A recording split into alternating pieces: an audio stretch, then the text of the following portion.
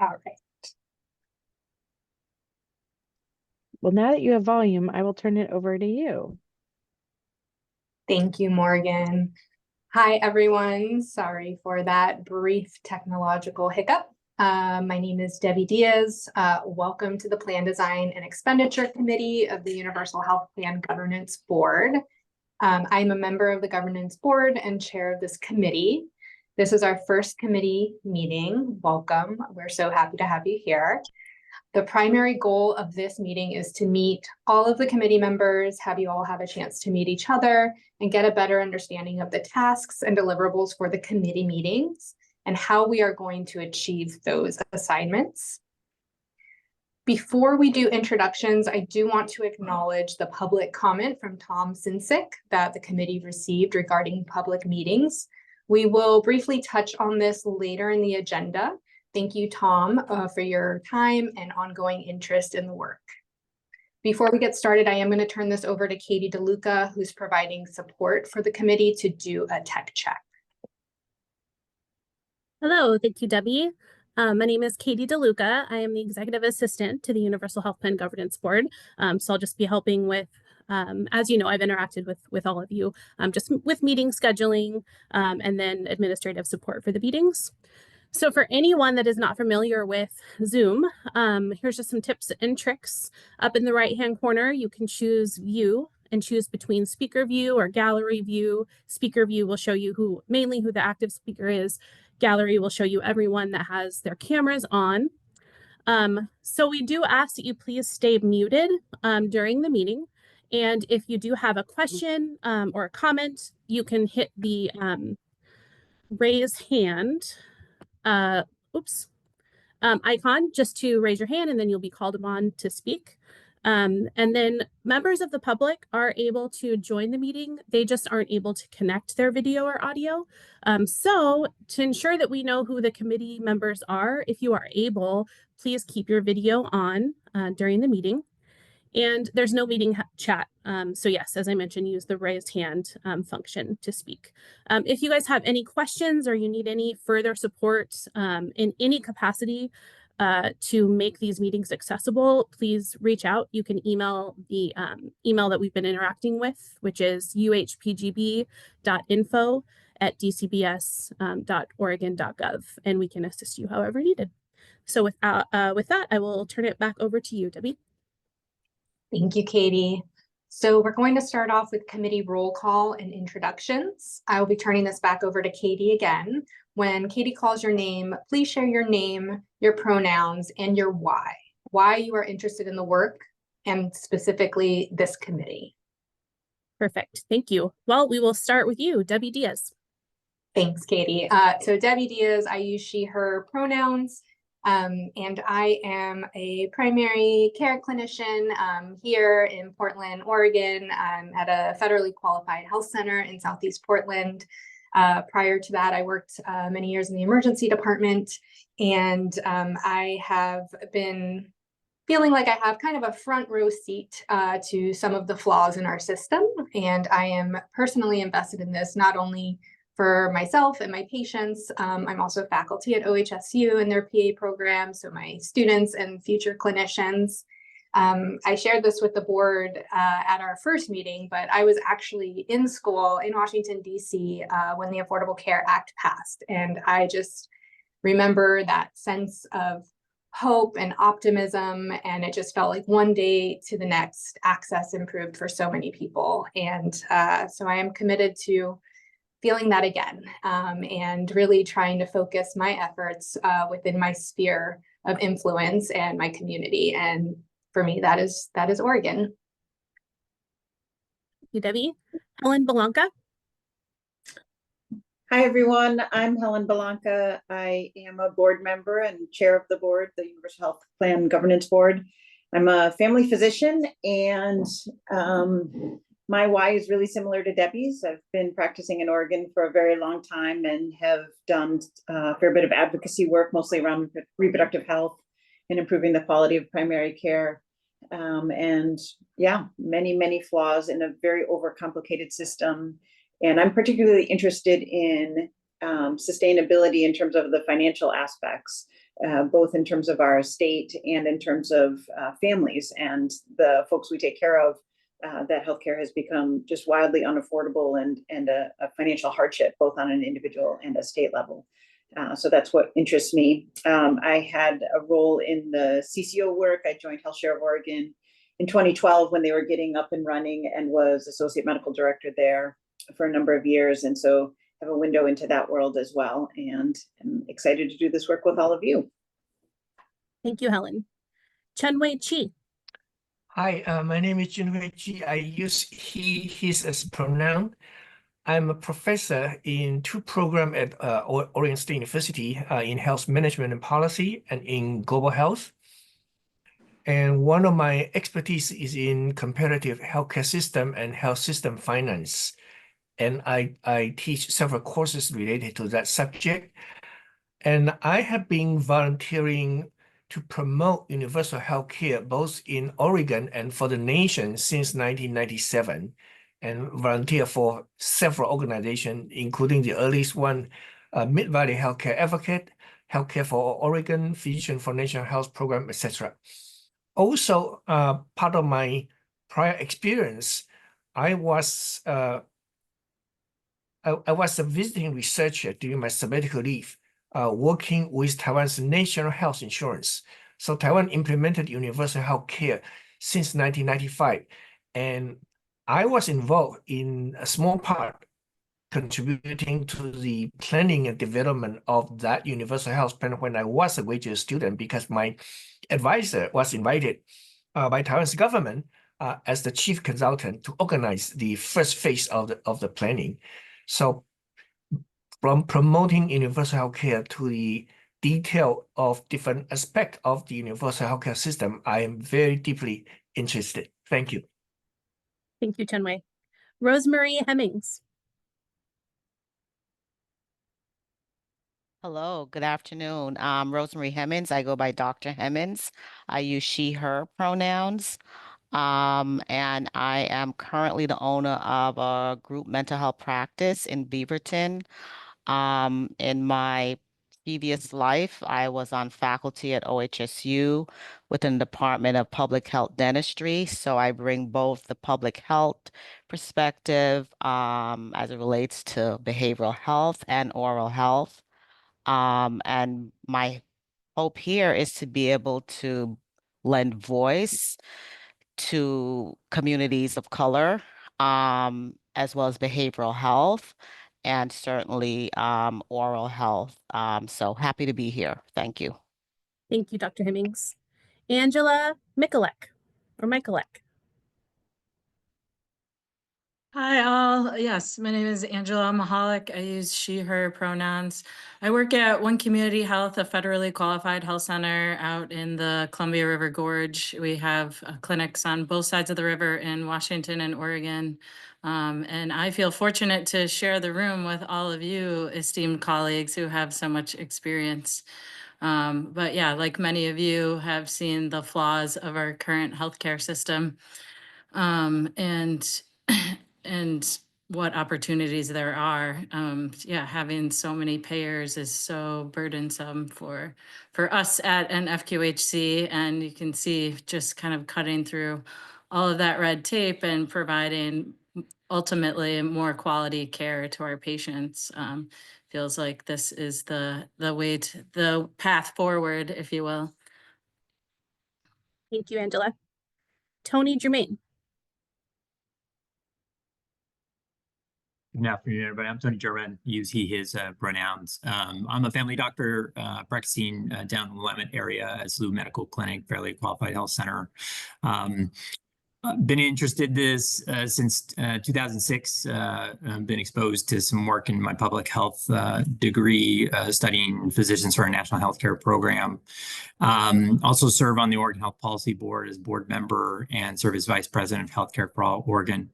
Really looking forward to get things done with all you, and really appreciate all your time and everybody's involvement in this. Thank you, Tony. Betsy Boyd Flynn. Hi, everybody. I'm Betsy Boyd Flynn. I use she, her pronouns. I'm the executive director and CEO of the Oregon Academy of Family Physicians. I have worked in medical associations for the bulk of my career with a couple of side quests into cost and quality reporting and health IT funding. So I know some of the folks on this group, and I'm very excited to be working with you on something that feels like a tangible place to make a positive difference. Thank you, Betsy. Brian Frank. Hey everyone, Brian Frank. I'm a family medicine doctor. I work at a federally qualified health center. I am on this committee as a member of the OAFP as well. I am the chair of the External Affairs Committee, which is the committee that deals most with policy that's germane to primary care and family medicine. The why for me is, as so many of my projects, to be as agnostic as possible politically, while still making the clear science and economic case for what we're doing. I think it's clear from the science and from the economics that the current health system is not providing the outcomes that we want for our patients, and is not reimbursing primary care in a way that allows us to do that. And so hopefully we will be able to come up with a system that provides better patient outcomes at a lower cost. Thank you, Brian. Christine Zenter. Hi, everyone. My name is Christine Zinter, she, her pronoun. I feel a bit out of place here. I am not a physician. I have been an insurance broker since 1992. And then in 2012, when the ACA came out, I decided to focus more on compliance. I went to law school. I've now been working as an attorney in the health law space since 2015.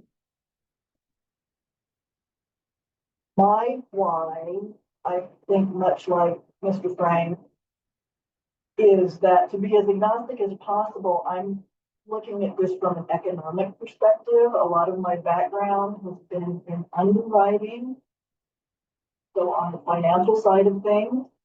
And also I know that universal health care, should it be able to become possible in one state rather than all 50 states, there will be legal issues involving ERISA, which is the governmental law that group health plan. I think that's how come I was invited to be on this committee. And for what it's worth, my long-term primary care doctor is retiring at the end of the year, not because he's of retirement age, but because he just can't do it anymore. So I understand. I understand that it is no fun right now to be a doctor either, because the system is just broken. So if there's a way to help, I hope I can. Thank you so much, Christine. And you are right where you need to be. Definitely. Thank you for being here. Eve Gray. Hi, glad to be here. I am she, her pronouns. I'm the Director of Health and Human Services for Lane County. And I'm a registered nurse by training. I worked for, I think, 11, 12 years in private healthcare practices, nonprofit and for-profit, prior to coming here, inpatient and outpatient settings, primary care, specialty care, kind of all of the above.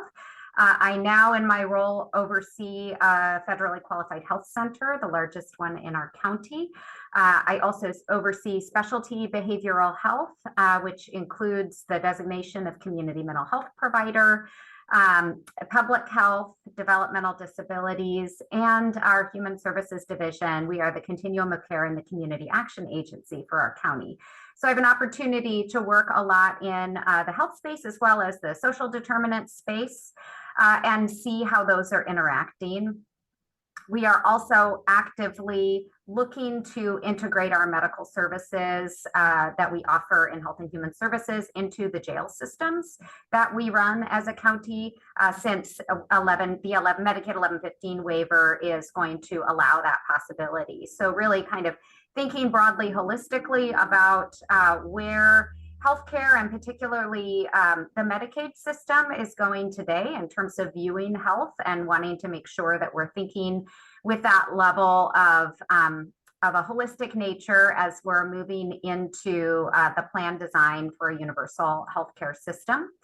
So my why is really that that this plan ultimately has to work. It has to work for providers. It has to work for patients, and we all need to come to the table with enthusiasm and I think with a critical eye about what are the things that could make the system become unstable as a result of implementing a plan like this, and what will we do in order to address those possibilities prior to any sort of transition. So very glad to be here and appreciate the opportunity to share knowledge and wisdom with all of you. Thank you, Eve. Gabriel and Dean. Hey, I'm Gabe Andine. I'm a family doc. I work at a rural health clinic in Scappoose. It's part of OHSU, and I provide care in the hospital as well. I have some additional roles and interests in behavioral health in the community and workforce, particularly workforce in rural settings. I think I'm here. Back when I was a college student 20 plus years ago, I took a lot of courses on health policy, and I wrote a term paper about the original Oregon Health Plan that was really inspiring to me in terms of its the logic behind it, sort of innovation and the community engagement. And ever since then, I was persuaded to pursue a career in healthcare. But really, in my heart, I've always been interested in policy and sort of fixing our system for our communities, for our families. So that's why I'm here. This is about giving some purpose and some meaning for our current practitioners and patients and our students, the next generation. Thanks. Great, thank you, Gabe. Jim McGee. So I'm Jim McGee. I go by he, him. And many of you have described your sort of front row seats on the failures of our health system. You might say that I have a backroom view. I administer a health benefit plan for the members of ATU Local 689 that are employed by the Metro system in Washington, D.C. I've been doing that for 20 years. And probably for roughly 40 years, I've been connected in one way or another with either jointly managed labor management, private sector ERISA funds, or public sector funds, also with collectively bargained funds, but also did a stint with the Pennsylvania Healthcare Cost Containment Council, so I have some familiarity with cost and quality data. I served on some work groups here in Maryland with Maryland has hospital rate regulations, the only state in the country that has it. And so I have some familiarity with how they did global budgeting and stuff. So I have seen from the back room just how this siloed system just creates administrative nightmares, to be honest with you. I actually retired in 2020 and was brought back 3 years later. I count as my 5th successor in that space. And I tell people, I enjoy the problem solving aspect of my job, but I really don't like the problems that I need to solve. You know, how to get people to pay for their health insurance, how to deal with these. You know, every time you have a life transition, you're forced to make a different healthcare decision, and it just makes no sense. It's just really illogical. So, and Oregon is the one state in the country that my wife would have moved to. So,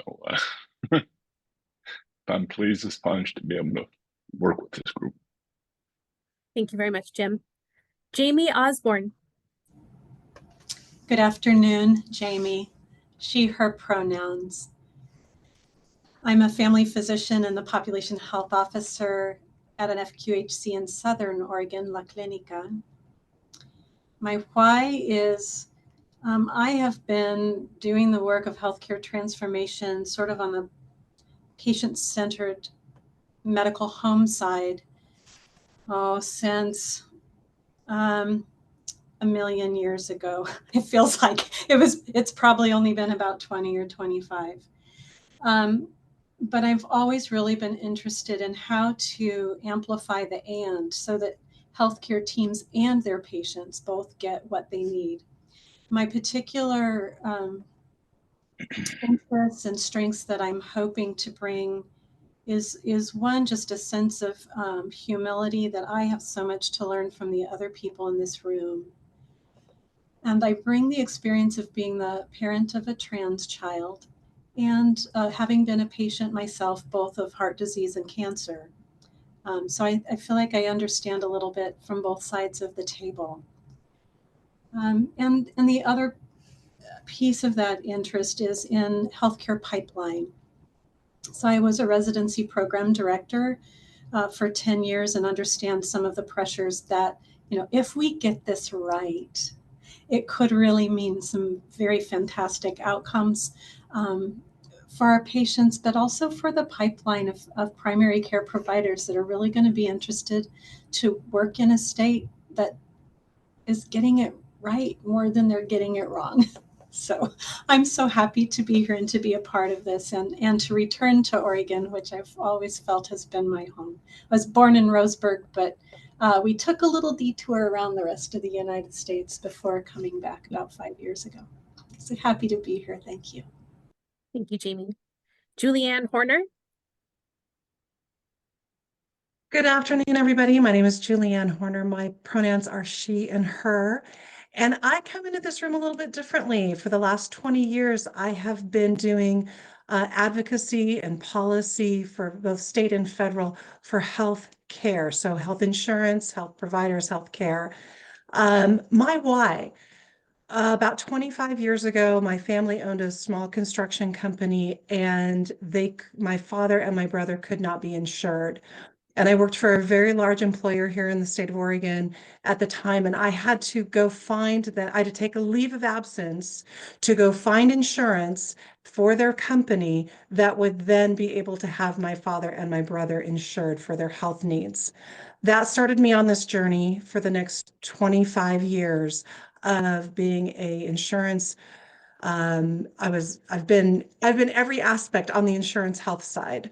So both from the state level and the federal level, I've been extremely active on making sure health care for all. And currently I work for Providence Health Plan, and we are trying very hard to continue that mission of healthcare for all. I am excited to be in the room with so many of you, knowing that we're going to be able to look at this from all different angles. Thank you, Julianne. Max Kaiser. Hello, I'm Max Kaiser, he, him. I'm a family practice trained doc.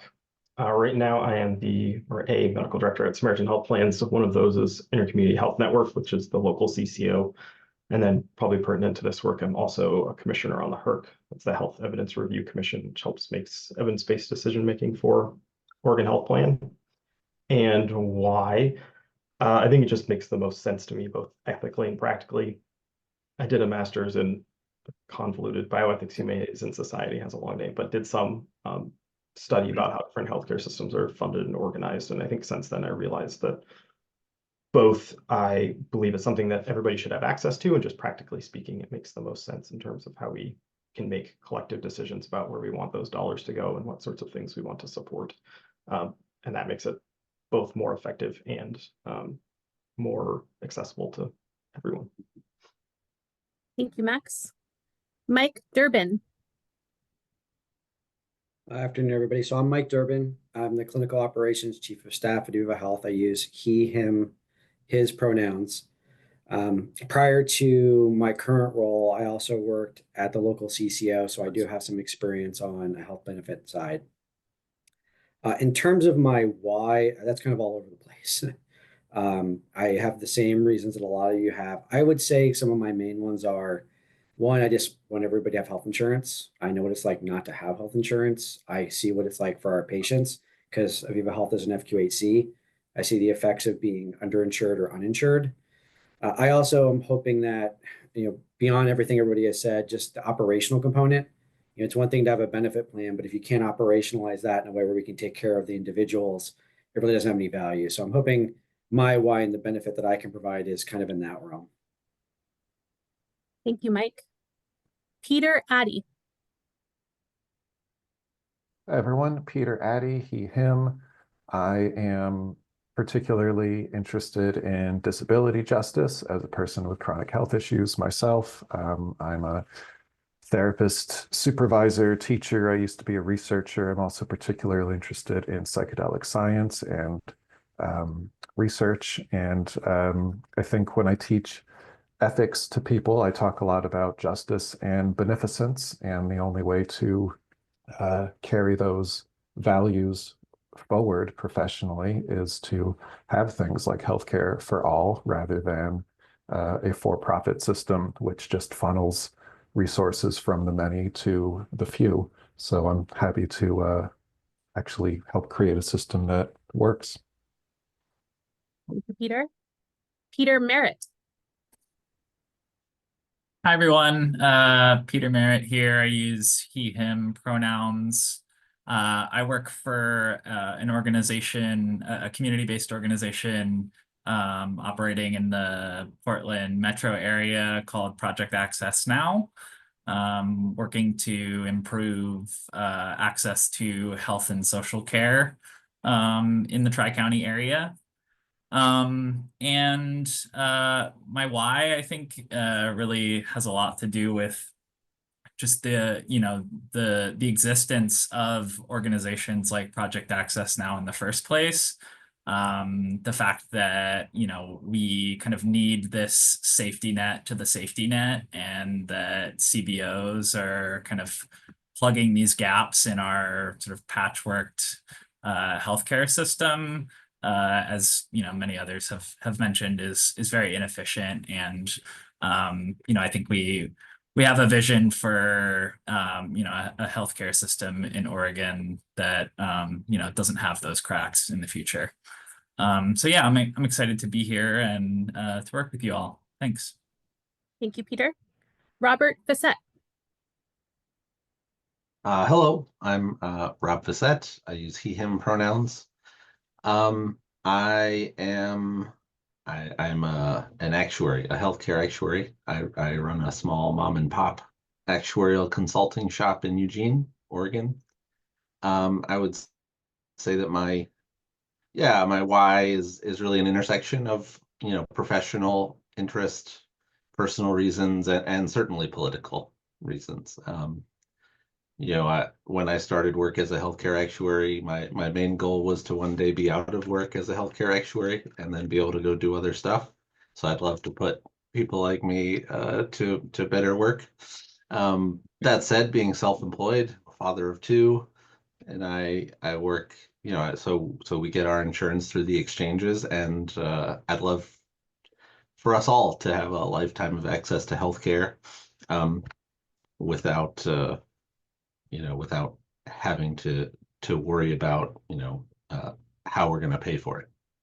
And certainly as a community organizer around working class issues, I've engaged a lot with working people who are, abused and underpaid at work, but still trapped unless they want to risk losing, among other things, their access to healthcare for their family. So if healthcare is a human right, then yeah, to someone else's point, attaching private profited markets to the system is really detrimental to the goal. So let's go. Thank you, Rob. Tashreeq Rahman. Hi, my name is Tashreeq Rahman. I go by Tosh, pronounce he, him. I am an oncology pharmacist. I have been working in oncology for about 5 years now. And my why is my patients. I got into oncology and I saw how much patient assistance programs play a part in the treatment of, for funding the treatment of my patients. And before I was in oncology, I really thought, I was so naive. I thought that patient assistance programs are for people who do not have insurance. But now when I entered oncology, I saw that people are paying premiums and whatnot, and still they cannot afford their medication, they cannot afford the treatments. And insurance companies can just tell their patients, oh, we're not going to pay for this. And even though we are doing evidence-based medicine, clearly insurance companies have a different definition of evidence-based medicine.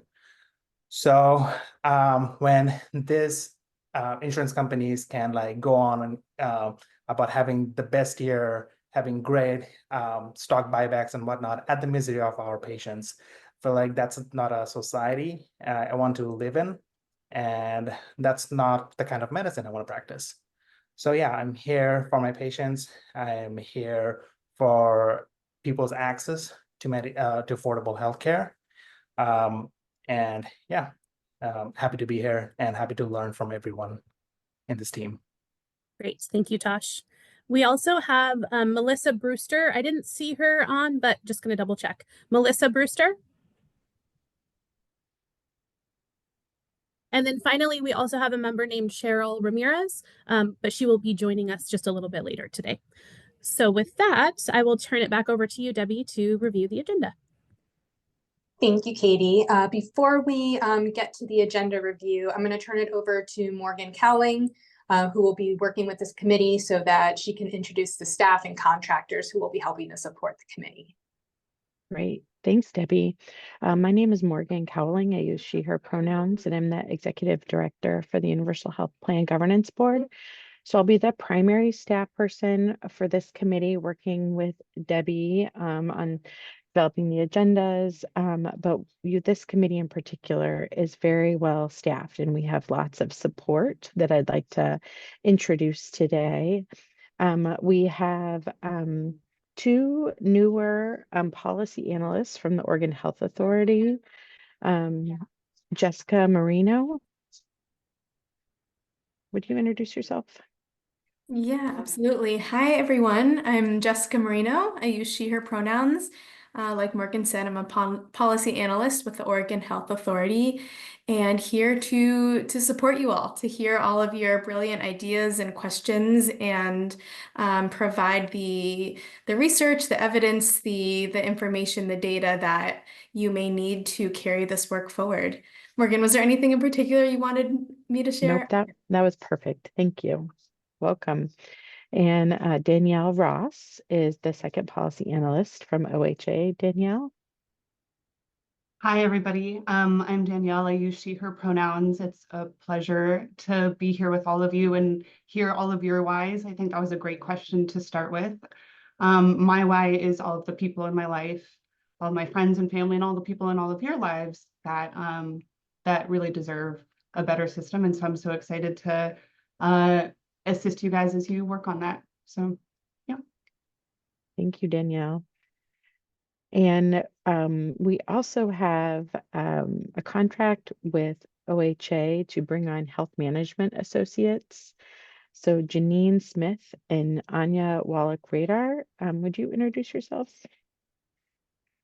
Sure. Hi, I'm Janine Smith. I use she, her pronouns. I have been a consultant for Health Management Associates, which is a national company that has a base in Portland, Oregon, for the last 8 years, and previously worked at the Oregon Health Authority as the first chief medical officer and the head of the Office of Health Policy. So very familiar with Oregon to date on health policy, and helped to support in my role at HMA the previous task force that focused on universal coverage. So it is a pleasure to be working with all of you.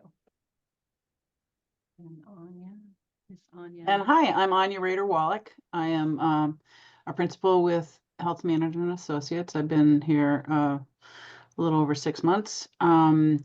My background is mostly in state health policy, and I've worked for 2 governors in Vermont and 1 in Rhode Island in a variety of leadership positions. Probably most relevant to this group is that in Vermont, I worked on a health reform plan for Governor Howard Dean, and then I worked on a single payer plan from 2010 to 2014 for Governor Peter Shumlin, and I also worked on Hillary Clinton's healthcare task force in the 90s. So a lot of experience with trying to figure out what are we paying for, where did the money come from, and how can we rejigger it under state and federal law to make more sense of the system. And I look forward to working with you. Thanks, Anya. And then, of course, you've met Katie DeLuca, who will be providing all of the administrative support for this committee. So if you're ever wondering who can help you out, you can always go to Katie and she will, or myself, and we will figure out how to get your questions answered. And with that, I will turn it back over to Debbie. Thank you, Morgan. So taking a look at the agenda, now that we have wrapped up with member introductions, we'll next be getting into the committee administration. Then we'll get into an overview of the work plan, and then into reviewing the committee charter process and timeline. We'll have a short stretch and bio break. And then when we come in, we will come back, we will talk about the values and principles that the governance board adopted, as well as have a presentation on the joint task force recommendations that Cheryl Ramirez, who is a part of the task force, will be giving. And then we'll have some time for reflections and next steps. This initial meeting is going to be a lot more of kind of talking at you than discussion, but we're just trying to lay the groundwork and kind of set the foundation. But moving forward, we will definitely have more discussion time. We do have a place held for public comment, though I don't believe we have anyone giving testimony today, but we welcome public comment for those of you listening. Look forward to hearing from you and your engagement with the committee, and then we will adjourn. So next slide, please. Thank you. So there are 4 primary documents that we'll be looking at today, and then these are going to be guiding much of the work that we're going to be doing in this committee. The first will be going over the Universal Health Plan Governance Board policies and procedures. Following that, we'll go into the board adopted work plan, and then the committee charter, which the board adopted based on that work plan. And then finally, going into the board adopted values and principles. So you should be able to find these linked in the meeting materials today. Next slide, please. All right. So first, and we'll start kind of from, there we go. Did it go backwards? Okay. There we go. So first, and starting from the bottom and working our way up, all work groups and committees are subject to and governed by the relevant board policies and procedures. No member of the board or the committee has the authority to speak on behalf of the board or the committee. You are welcome to share your personal experiences as a member of the committee, but please don't speak on behalf of the committee. We will get into participation on the next slide. And then we do need to follow public meetings laws and public records laws. So this was covered in your committee orientation. The current board policies say that board members and committee members should not talk in between meetings to avoid inadvertently leading to the convening of a quorum. The governance board is actually going to be discussing this at our next board meeting after getting some clarification. So we won't spend too much time on this at this point, but we can certainly talk about this later should anything change or need clarification. Next slide, please. All right. So our board policies talk about some of the important reminders about acting in good faith in all aspects of board participation. This includes speaking respectfully, efficiently, trying to avoid repetition during our discussions. We'll also want to listen to all points of view and maintain an open mind, and our shared goal of understanding that the interests of the board members and the staff. Working towards a consensus is our responsibility. However, we do want to respect any minority points of view. And then representing the activities of the board and the positions of others in a fair and balanced manner, and not misrepresenting others' positions. And then are there, I guess, one thing I would like to add in the participation agreements is if there are any other participation agreements that this committee wants to suggest, by all means, please raise your hand and we'll give you an opportunity to share and add. But this is certainly something that we look forward to if you all have any additional recommendations in hearing. I'll give just a second to see if any hands go up.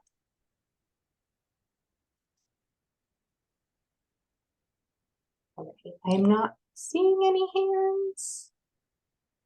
All right, feel free to raise your hand later on if you have anything to add after some thought.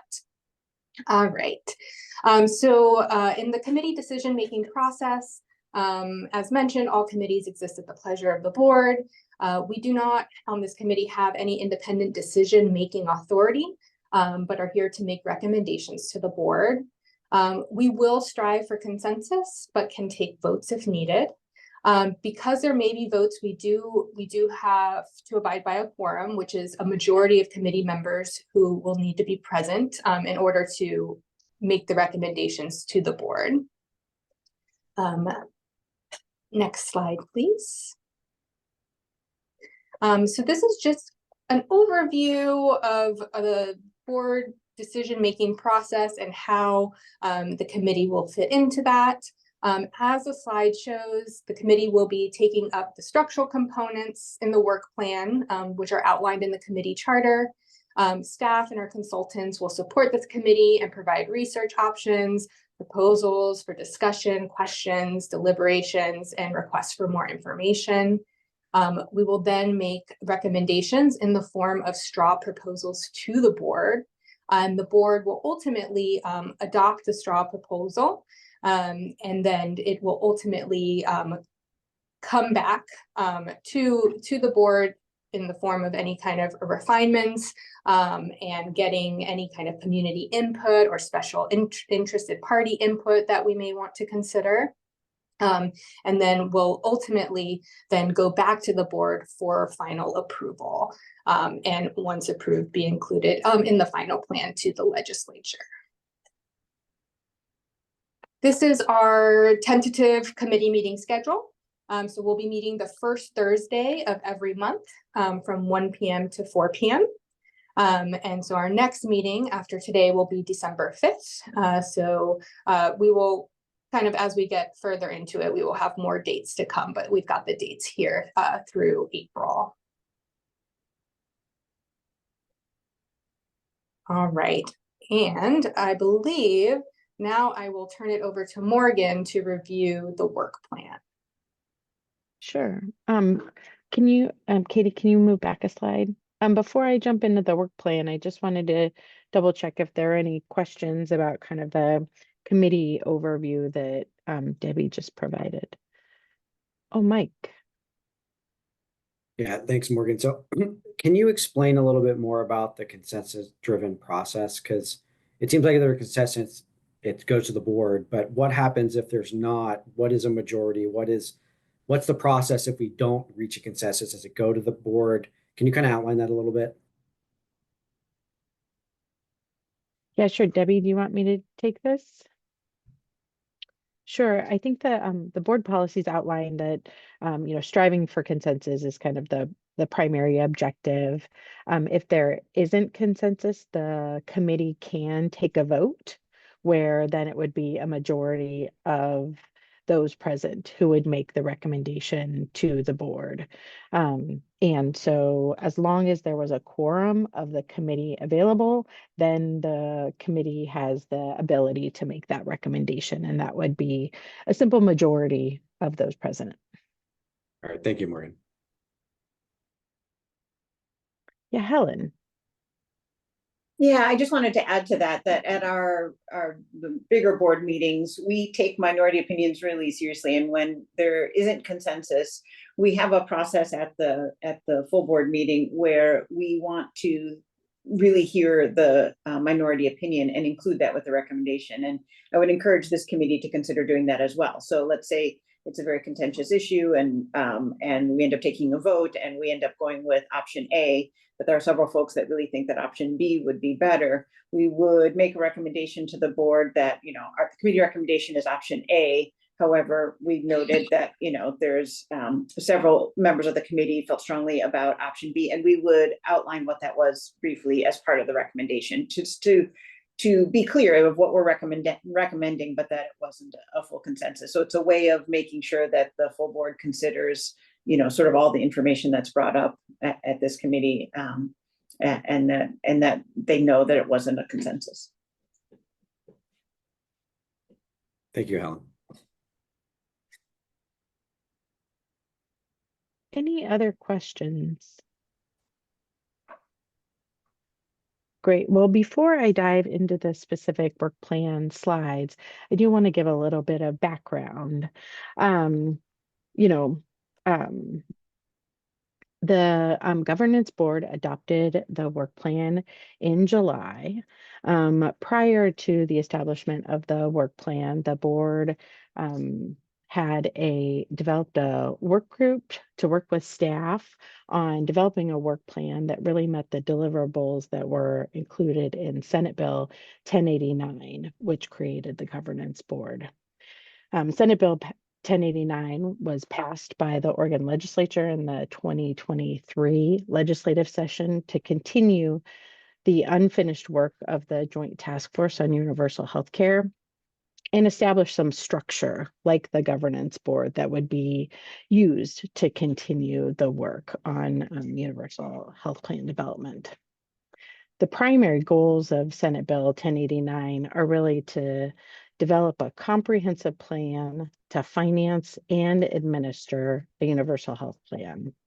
That plan is due to the legislature and the governor by September of 2026.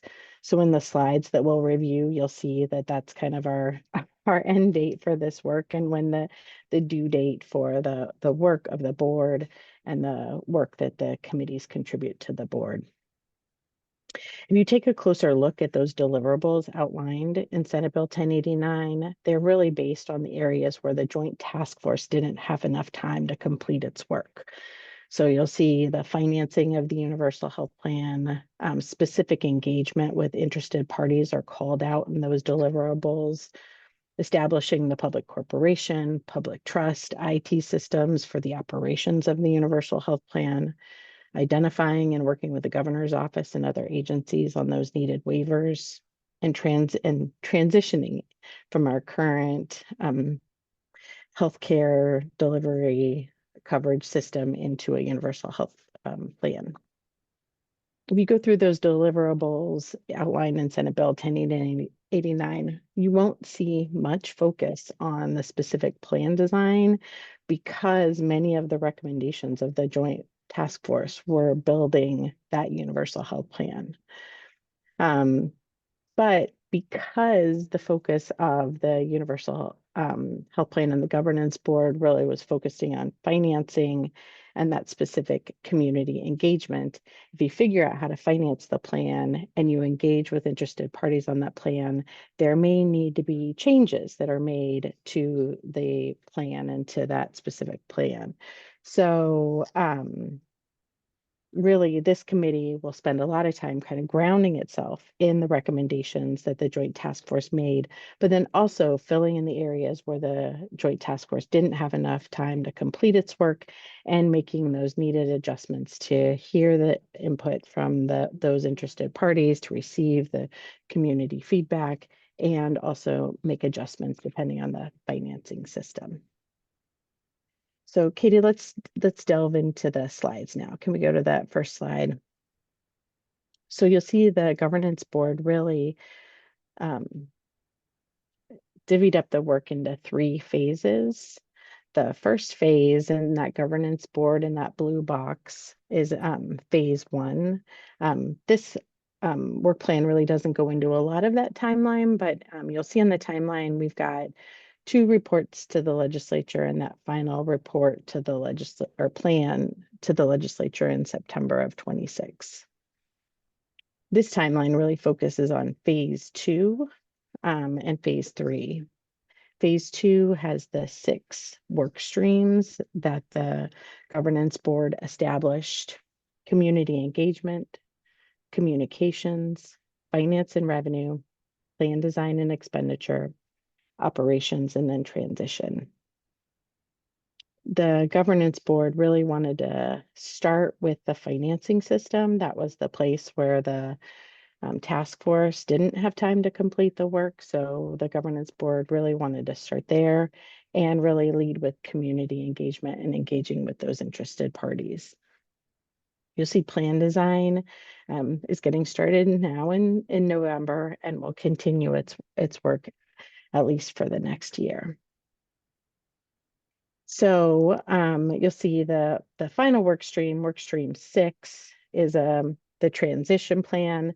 After the financing, any plan adjustments, the operations are all figured out, then the transition plan will really start to think about how to move from our current system into a universal health plan system. And then phase 3 is that final report, really to take a lot of the recommendations that the committees have made along the way and put those together into that comprehensive plan to finance and administer a universal health plan. May take some time. So you'll see the final report looks like it's kind of all of 2026. I think that there's a little extra wiggle room built into that, probably January through March, where committees can be finishing up their work. And that transition plan, transition and implementation plan committee can really get started. But then it will take a while for the board to review all of those and to put them into a final report. So there's quite a bit of time built in there. And next slide. Thanks, Katie. So here is a visual showing the 6 different work streams. Work stream 1 and 2 were combined into one committee, a communications and community engagement committee. The deliverables in Senate Bill 1089 really outline that the focus of that community engagement is really for very specific targeted engagement with interested parties, specifically small and large businesses around the financing structure, and then really calling out engagement with healthcare in the in plan design work. So a lot of the work of community engagement will be to take the work that's happening in finance and revenue and plan design and figure out good systems and structures to get feedback from those interested parties. You'll see in this the call out for those specific deliverables. The board really had a lot of discussions and community engagement about identifying the areas where the Joint Task Force didn't engage with communities in addition to, so really looking for those gaps in the work that had been done on the Joint Task Force and in those areas where Senate Bill 1089 really calls out additional engagement that's needed. And then communications really along the work, especially in engaging with those interested parties, you'll need materials and supporting messages to do that engagement. And so that's, as I mentioned, combined into one committee, the Community Engagement and Communications Committee. We've got 2 board members who are co-chairing that committee, and our lead staff person is Jenny Donovan, who is another policy analyst working on this. Work stream number 3 is finance and revenue, and their primary deliverables are to develop that unified financing strategy. The board's plan is really to lead with finance and revenue so that the finance and revenue committee will develop a budget looking at existing health spending and a revenue structure, an income tax or a payroll tax or other options that they believe can survive an ERISA challenge, and has support from large and small businesses, and develop a budget target.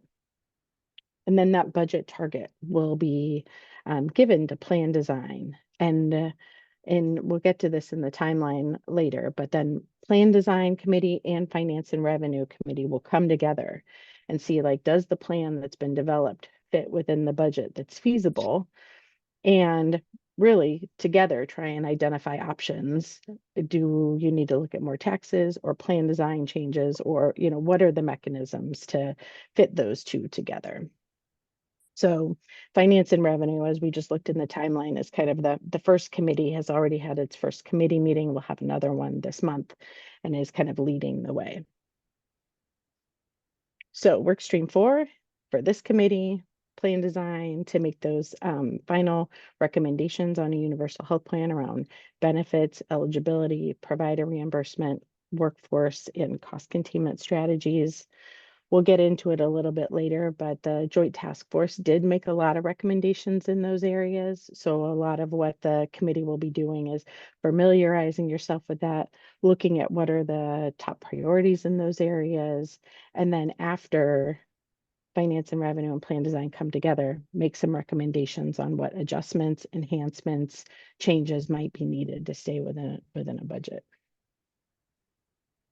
So after the financing's figured out and then the plan design is figured out, then we have to figure out how a public corporation would operate the universal health plan. This is again an area where the Joint Task Force made some initial recommendations, but there's a lot more work to be done. So that committee will be starting in December. So we're kind of leading the way with community engagement and communications, then finance and revenue, plan design, and then operations, kind of phasing them all in. And that will have its own committee, the operations committee. And then a final committee, committee number 5, the Transition and Implementation Committee, was not recruited at the same time that we recruited for all of the other committees.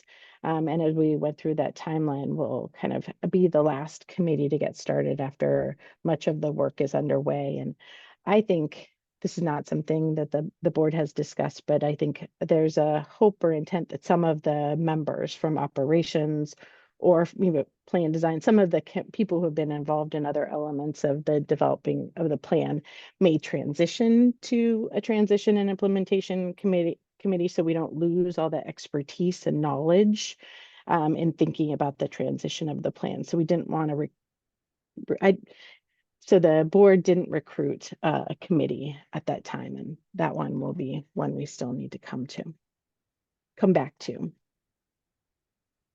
I'll pause there to see if there are any questions.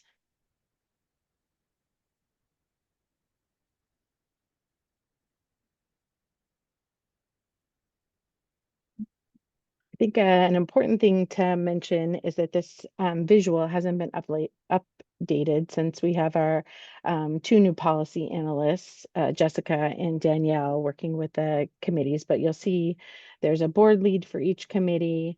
There's the staff support, and then we'll also have the policy analysts and consultants that will be on board to help with this committee. Jessica and Danielle are here and on board and will be helping out. In addition, for this committee in particular, you'll see one of the deliverables is the actuarial analysis of the plan. So we will be bringing on additional support and actuary to do that analysis, and are working on developing the RFP for that additional support. So we have the policy support right now, and we'll bring on the additional support later. Helen. Yeah, thanks for going through all that, Morgan. I just wanted to underscore, because this has been a piece where there's been a lot of confusion among board members and among the committees. And so I want to make it clear sort of what we're trying to do here.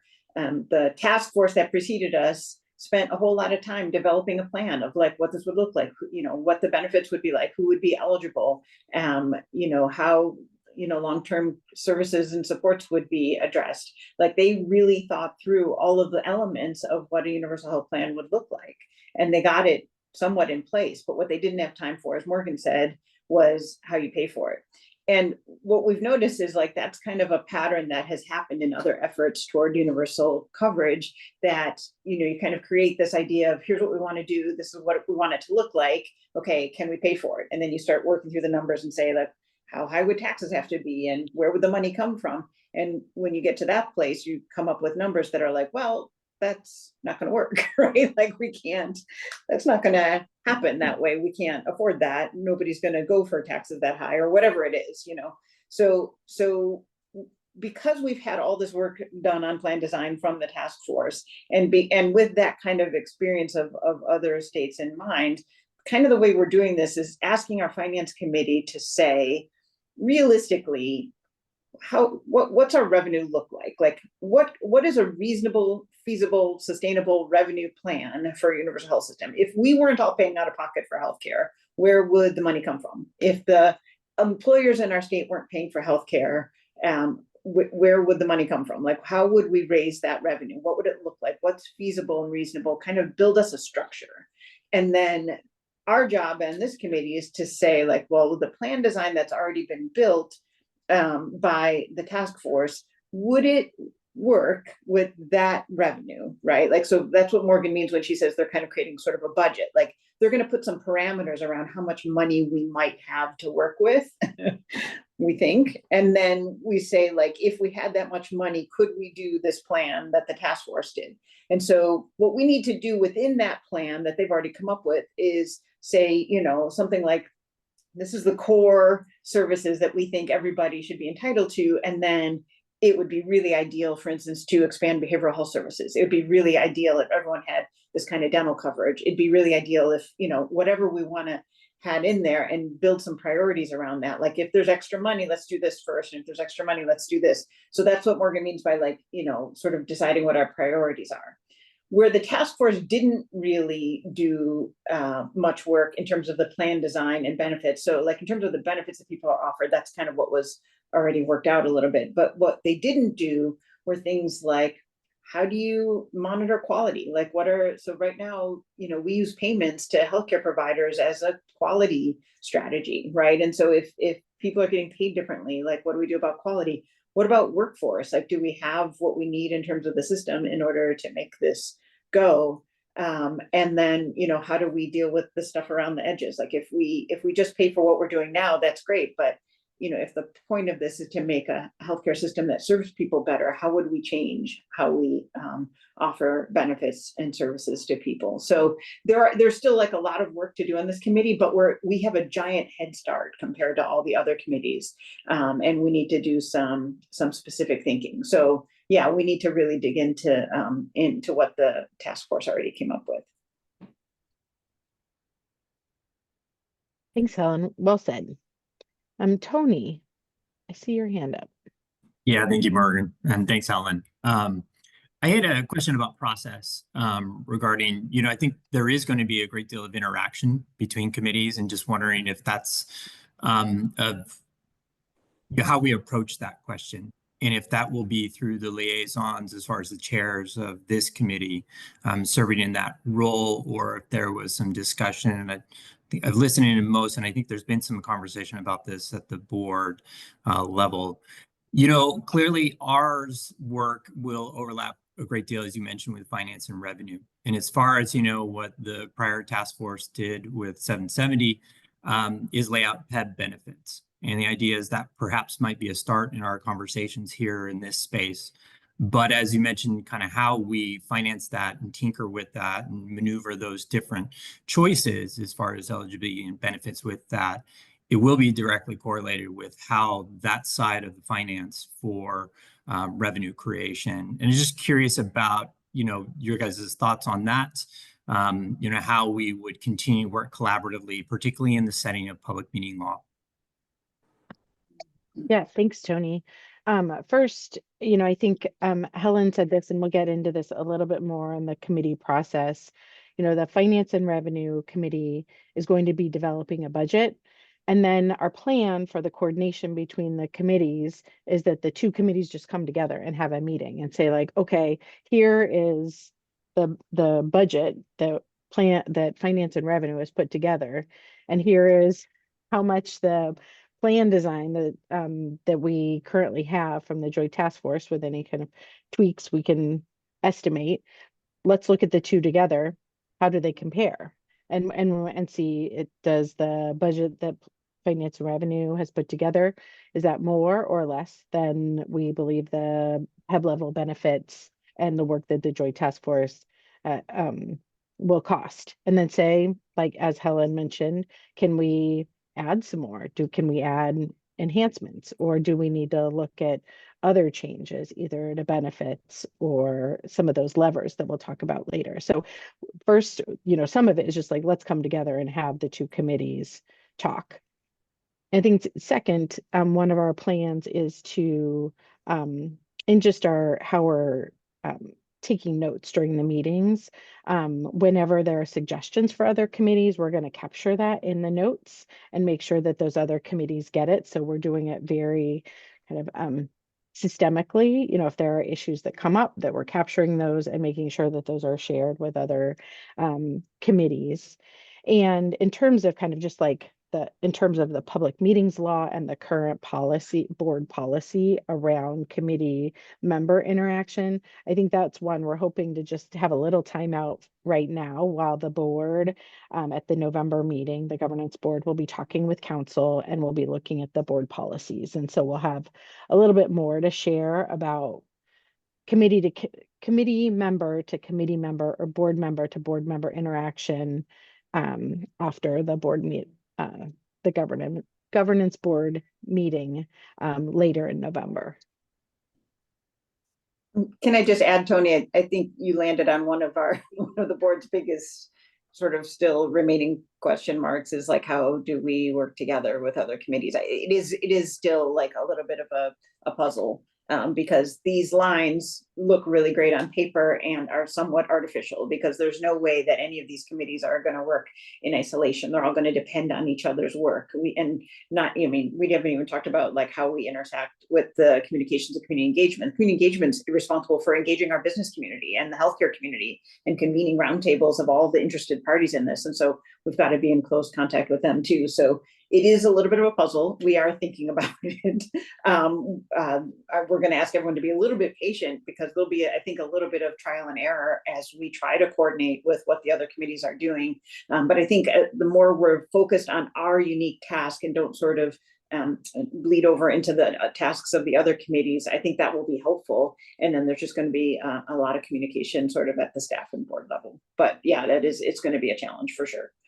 Thanks, Alan. One other comment, just to add, a tool that we've utilized in Oregon Health Policy Board is educational seminars as another opportunity. So maybe just a tool in the toolbox. Thanks, Tony. Jim. Yeah, I presume that there's some resource that details where the money comes from now in terms of federal, state, and local taxes and employer-employee contributions and out-of-pocket expenses and stuff. And that's somewhere in my information packet. That is actually one of the tasks that the Finance and Revenue Committee is working on right now, is cataloging all of that. That will be a topic for their meeting later in November. So, I think this is each committee is taking on their tasks that are outlined in the work plan, and that cataloging all of the current spending and identifying where the resources are coming from. That is work that is happening in finance and revenue. And the other comment that I was curious about, I've worked with a couple of other states, including Vermont, and one of the big issues is always cross-border issues. How much of an issue is that in Oregon? It's a pretty big issue. We have a lot of people along the Oregon-Washington border who live in one state and work in another, and along the Oregon-California and along the Idaho, Oregon borders as well. And is an area where the Joint Task Force made some recommendations that we can dive into when we talk about eligibility. But when you talk with people, does that come up a lot? When we say When you're engaging the people in Oregon, yeah, does it come up a lot? About living in one state and working in another? Or working in, living in Oregon, working out of Oregon, living out of Oregon, working in Oregon, all those kinds of issues. I think it comes up a lot especially for those people who live in either Portland and Vancouver and, live in one and work in another. Yeah. I'll also just add on that I think this is also, the board has discussed a bit how this has become an even more significant consideration post-pandemic, when work from home and being able to work and live in separate states has become a more common thing than it was previously. So yeah, this is definitely something we'll have to contend with eligibility. Yeah, and something, thanks Debbie, that has changed from when the Joint Task Force was doing their work. That was, they were doing their work during the pandemic, but looking at data that was pre-pandemic. So that is an area that may have changed. Thanks, Debbie. Thanks, Jim. Cheryl, welcome. Hi. Where did you go?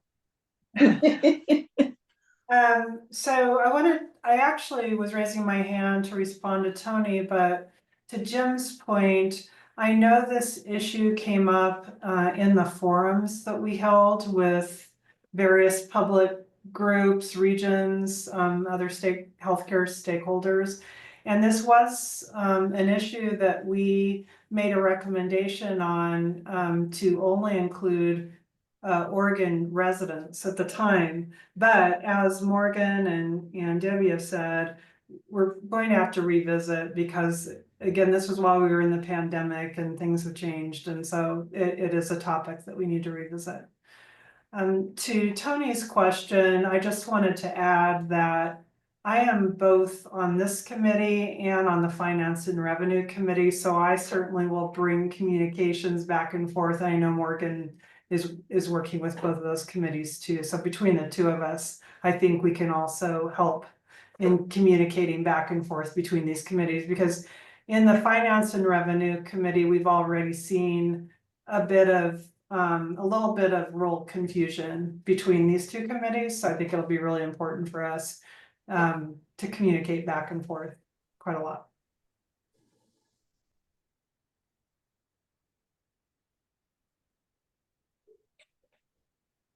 Great. Any other questions about the work plan? And I will turn it back over to Debbie. Thanks, Morgan. And now that we have Cheryl with us, I would like to take an opportunity to have Cheryl introduce herself to the committee. And the question that was posed was your why for being part of this committee and part of this work. Hi, everybody. My name is Cheryl Ramirez, and I am on the board, Universal Health Plan Governance Board. I'm also the chair of the Finance and Revenue Committee, new chair. I'm in this work for a couple of reasons. One, I was the behavioral health representative on the task force, so I care deeply that behavioral health services are adequately covered and that every Oregonian has access to all of the behavioral health service array, not dependent on their insurance. And I believe that healthcare is a right and not a privilege.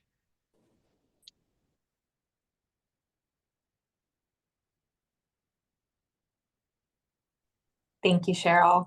All right, so next we will kind of move forward. Next slide, Katie.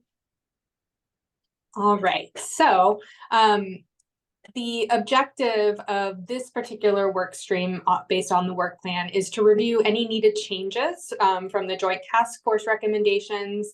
And as Morgan mentioned, that includes benefits, eligibility, reimbursement, plan design and really thinking about cost targets, budgets, and any revenue projections that we get from the Finance Committee. There are tasks outlined to the objectives and the deliverables to make recommendations to the health plan benefits.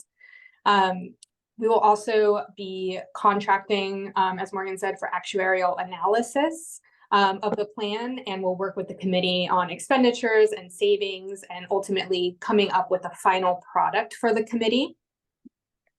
And then as we kind of look through, I mean, Cheryl will kind of get into the details from the Joint Task Force recommendations, but really our task is to really go deeper where they couldn't and revisit some of the ideas that have since changed in the past, time since post-pandemic and when those other cost targets and kind of analyses were done that may be a bit outdated. Another consideration is really just thinking about what the workforce needs are. We are talking about expanding coverage, and that means expanding our workforce. And we are already in deficit here in Oregon, so trying to come up with what that looks like in a way to be successful. Next slide, please.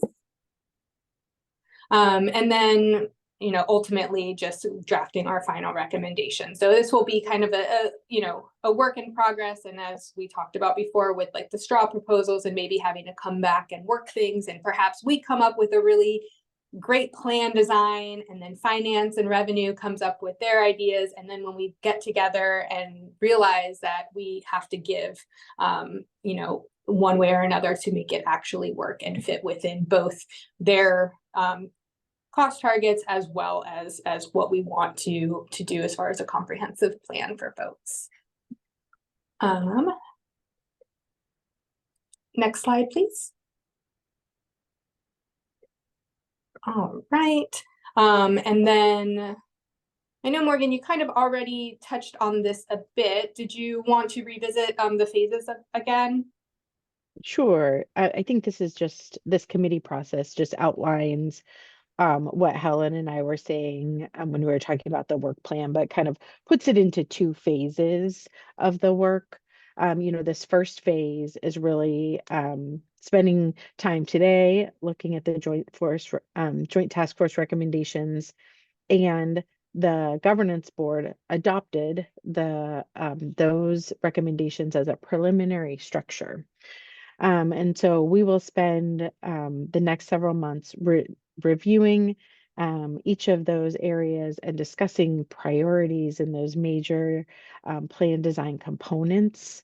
So we'll get to a timeline next slide, but really to deep dive into those recommendations from the Joint Task Force, identify the areas where the task force report says there's more work that's needed. So to take a deeper dive, and then really have a discussion about what are the most important priorities, and then look at workforce. And then the last step in that first phase is that joint meeting with the finance and revenue to discuss how that plan compares with the financing budget and structure and budget, and together make recommendations. Do you make plan design changes? Do you make revenue changes? What is the plan together to recommend to the board on how to make sure that the plan meets the budget?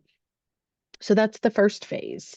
And then I assume, and it's always bad to assume, but I assume that the budget that the Finance and Revenue Committee puts together will not completely meet the plan design needs. Either that it will be more and there will be the opportunity for this committee to make enhancements, or it won't. It will be less, and there may need to be the committee may need to look at making some changes. But there will be some need for the committee to take a deeper dive on those initial plan recommendations and figure out how to have that budget meet the plan design. Christine, I see your hand. Yeah, thank you. And this is an awesome, tough question. Are we talking about replacing Medicare as part of this universal plan, or is it gonna be, are we not gonna touch the federal Medicare situation? The recommendations from the Joint Task Force, Cheryl will cover, but I believe the recommendation from the Joint Task Force is to include Medicare as much as allowable by law. Okay, thank you. So then in phase 2, there will be that community engagement component, as Debbie outlined in the committee board decision-making process. There will be the need to get and engage with specific interested parties around that plan. And then for this committee to hear that feedback and to make any recommendations on changes to the plan based on that community engagement and community feedback. And then, of course, we will have to do that actuarial analysis of the plan to stay within the budget. So that's in phase 2. In phase 2, because so much of that will be determined based on how the joint meeting with finance and revenue happens, we'll really focus the next slide on phase 1. Katie, will you? Yes. So this doesn't say phase 1, but this is really kind of a deeper dive in phase 1. You know, November is committee orientation. We're taking a deep dive on all of the things. What is the work? What's the process? And then Debbie and Cheryl are going to dive into the values and principles and those joint task force recommendations. In December, we will take a deep dive into the benefits, look at PEB level benefits, look at Medicaid benefits, and have some discussion about where the recommendations from the task force are, what are the priorities for benefits. And then similarly, have that focus conversation on eligibility in January. February, focus on provider reimbursement. March, focus on cost containment, cost sharing.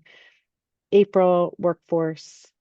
May and June are saved for other issues that come up, which I am sure there will be in the course of those other conversations that we have placeholders, or if any of those meetings need another meeting, or if things take more than one nice meeting package, that we have some wiggle room in there.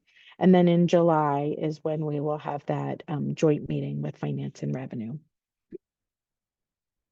And then, so that is primarily phase 1. And then, of course, as I mentioned, after that joint meeting with finance and revenue, we will continue looking at, the next meeting or two on those enhancements or changes. So next slide, please.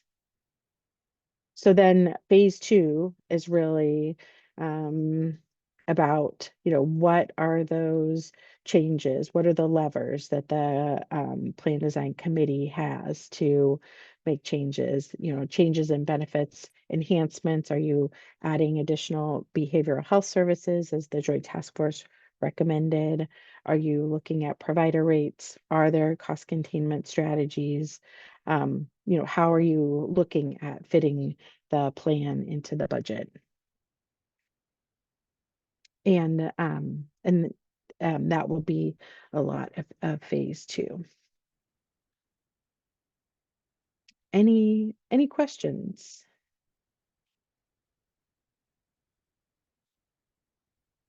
Tony. Sorry, a lot of questions all the time.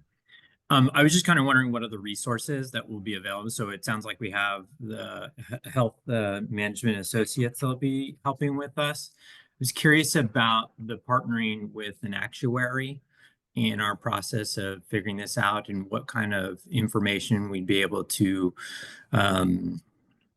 share with them as we're putting together eligibility in the benefits package, what that looks like in concert with the finance and revenue group. Yeah, thanks. We are working on an RFP right now for additional support to bring in that actuary. And it'll be an RFP that would be released and that we would then bring that person or firm on board. So we're hoping to have that support for the committee and the board and all of the committees in February, March. Great. Thank you. Yeah, great question. Any other questions?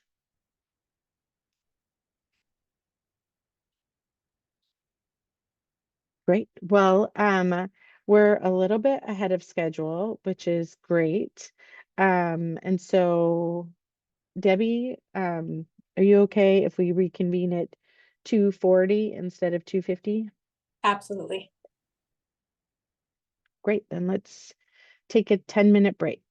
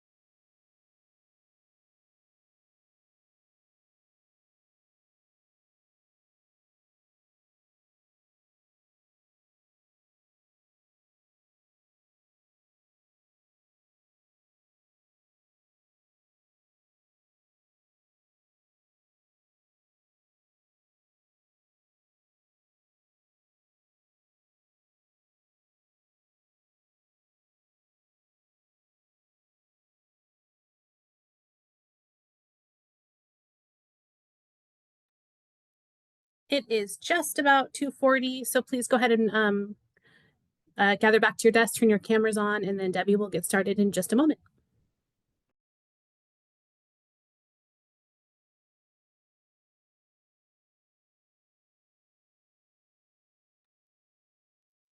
Thank you, Katie, and welcome back, everyone. Hopefully you were able to stretch your legs. I know it's a quick break. The next thing we're going to talk about is the values and principles that have been adopted by the board. We did have Senate Bill 1089 did provide us with specific values and principles to be considered at a minimum. And we all got together and created a work group with some members of the board to build on what was provided and expand on it. So we had several meetings to kind of get into what our guiding values and principles would be for this group. So the first of which is this idea of health equity. We definitely spent a lot of time talking about this and talking about specifically what we wanted to think about in terms of health equity. We did look at the Health Equity Committee's statement that they provided and agreed that this really spoke to the spirit of what we were trying to accomplish.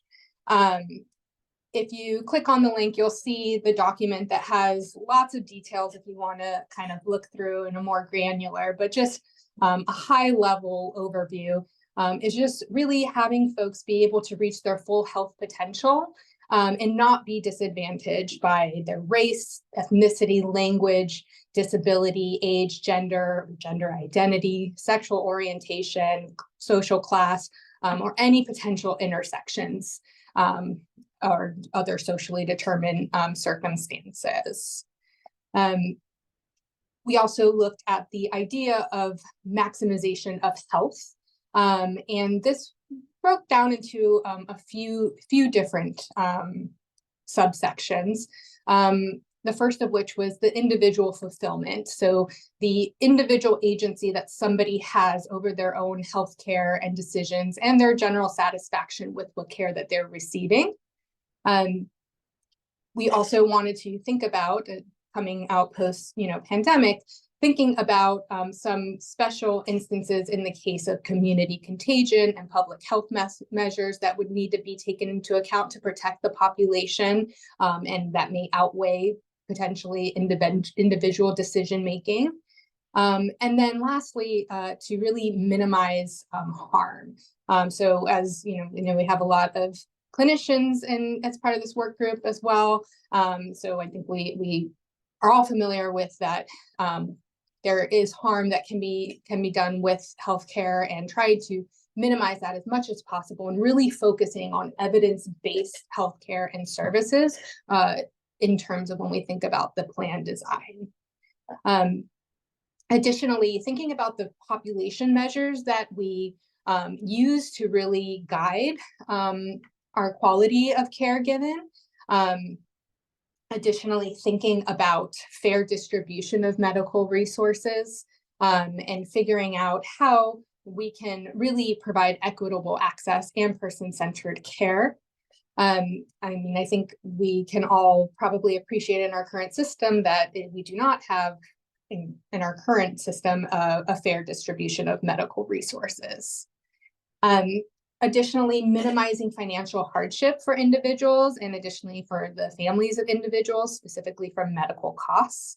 I think cost is one of the the largest barriers we have in our healthcare system, and trying to find ways to mitigate that and remove the hardship on the individual themselves.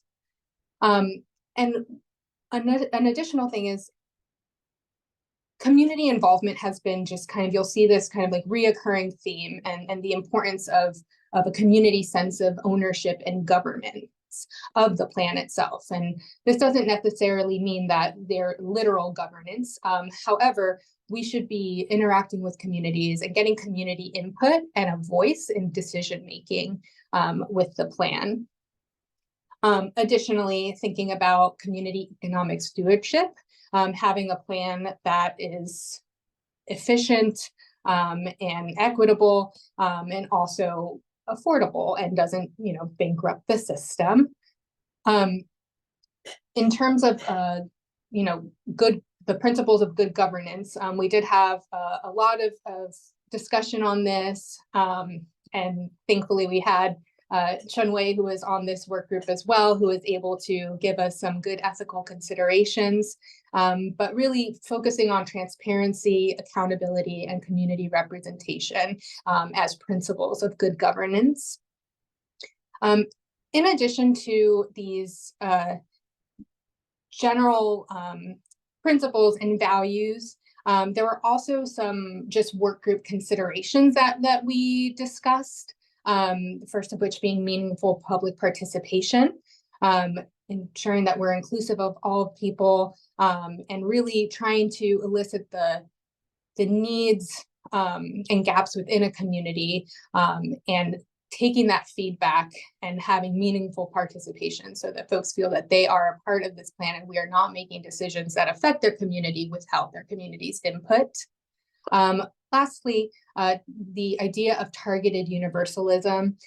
So this was one of our board members, Amy, did give us a wonderful read. You can probably, it's linked in the board documents, but we can certainly share that out with this group as well if you all desire. But just talking about the idea of equity, and not everybody needs the same things, and how we can meet people where they're at and provide them resources for their individual situation so that we can get towards the goal of equity. I think, this is one of the pictures that comes to my mind when I think of this is like, three folks of different heights trying to look over a fence, and maybe one can see and the rest can't. But just giving everybody a stool to stand upon doesn't necessarily fix the problem for everyone, and some may not need that. So just trying to think about how we individually target our goals for different groups of individuals. Next slide, please. I think that might be, yeah, so that will be the last slide on the values and principles. Are there any questions specific to these values and principles?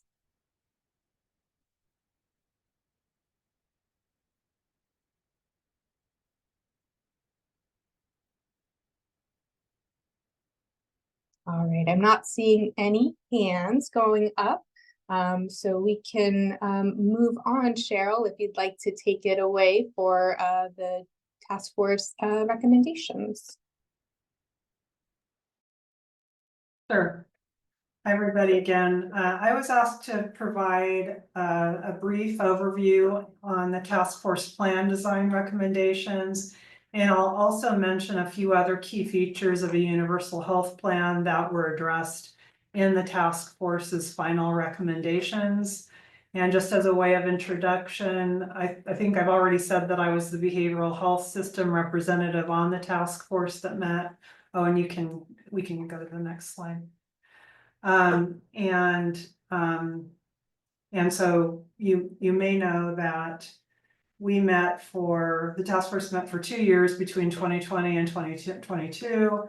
Our final recommendations were submitted on September 30th of 2022, which resulted in the legislation that formed the governance board.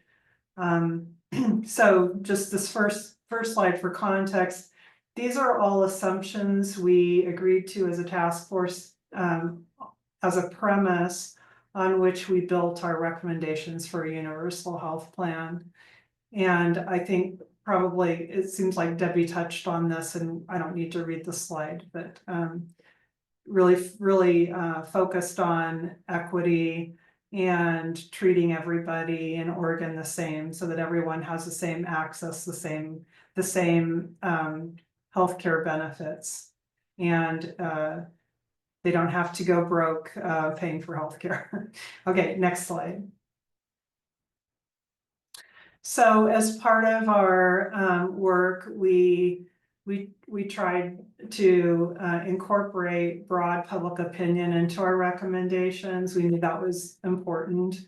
And so the task force established a consumer advisory committee that met throughout the task force period. And we held listening sessions with underserved communities and also regionally with some of those sessions in Spanish, as well as focus groups with the key healthcare system stakeholders that are listed here. And if you'd like to learn more about those sessions, they're found in the appendix of the task force recommendations. You can read more detailed summaries of those sessions. Next slide. So these are really the consensus goals for a universal health plan. Everyone is covered, same benefit, no out of pocket, one payment system. Individuals can see any provider, so no more in and out of network provider situations. And in anticipation of reducing administrative costs and increasing streamlining, we were sure that the result would be a net cost decrease than what we pay now. Next slide. So I'm going to go over a few key elements of the universal health plan related to plan design. So first of all, in terms of eligibility and enrollment, our recommendations were that all Oregonians would be covered no matter whether they had a job, what job they had, or their immigration status. Now, as I mentioned earlier, we may revisit the eligibility just because we've had such an influx of out-of-state workers since the pandemic. So some of the numbers have changed. So we may want to revisit that. Again, affordability. So at no point does the individual pay for their care when they're receiving the care. There aren't co-pays, deductibles, and any other out-of-pocket expenses, which would result in no more medical debt. And then the covered benefits, as has already been mentioned, is based on the PEB model, the Public Benefits Employee Board model, and will include dental and an enhanced behavioral health benefit, which we didn't dig into the details of that benefit. So that'd be something that this group could really work on too. Betsy, it looks like you have a question. Yeah, just a quick one. Is there anything you can share about the thinking behind why the PEB benefit level was chosen as opposed to the OEB benefit level? Were those two compared and one found a better baseline? Just curious. You know, I don't remember the details of that decision. I do remember that OEB was considered. I just don't remember why PEB was chosen over OEB or any other, plan. What I can recall, and this is probably because I was a behavioral health representative, and that is I wanted the behavioral health benefits to look like the service array that's available through Medicaid. So that's kind of what I was looking towards. So there's just a much wider service array, believe it or not, through Medicaid than any of the other insurance types. So that's all I know about that, but we could dig into that further, and it could be even more detailed in the recommendations. I don't remember. So good question. Peter? Yeah, thanks. I've been trying to do some reading on this. I know the whole thing is over 200 pages, so I certainly don't know everything. But one question I've been trying to figure out, all people who live in Oregon will qualify, no matter.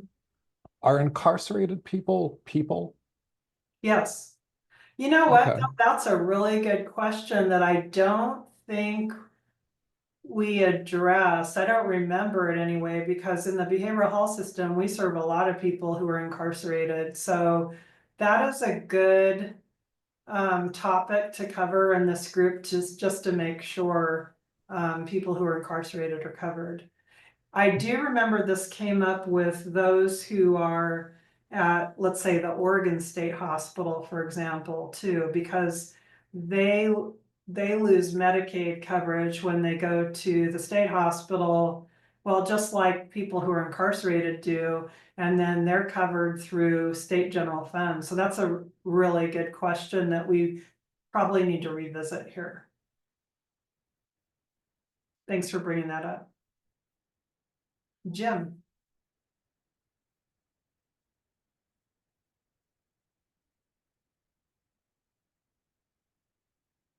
You're on mute. At least I can't hear you.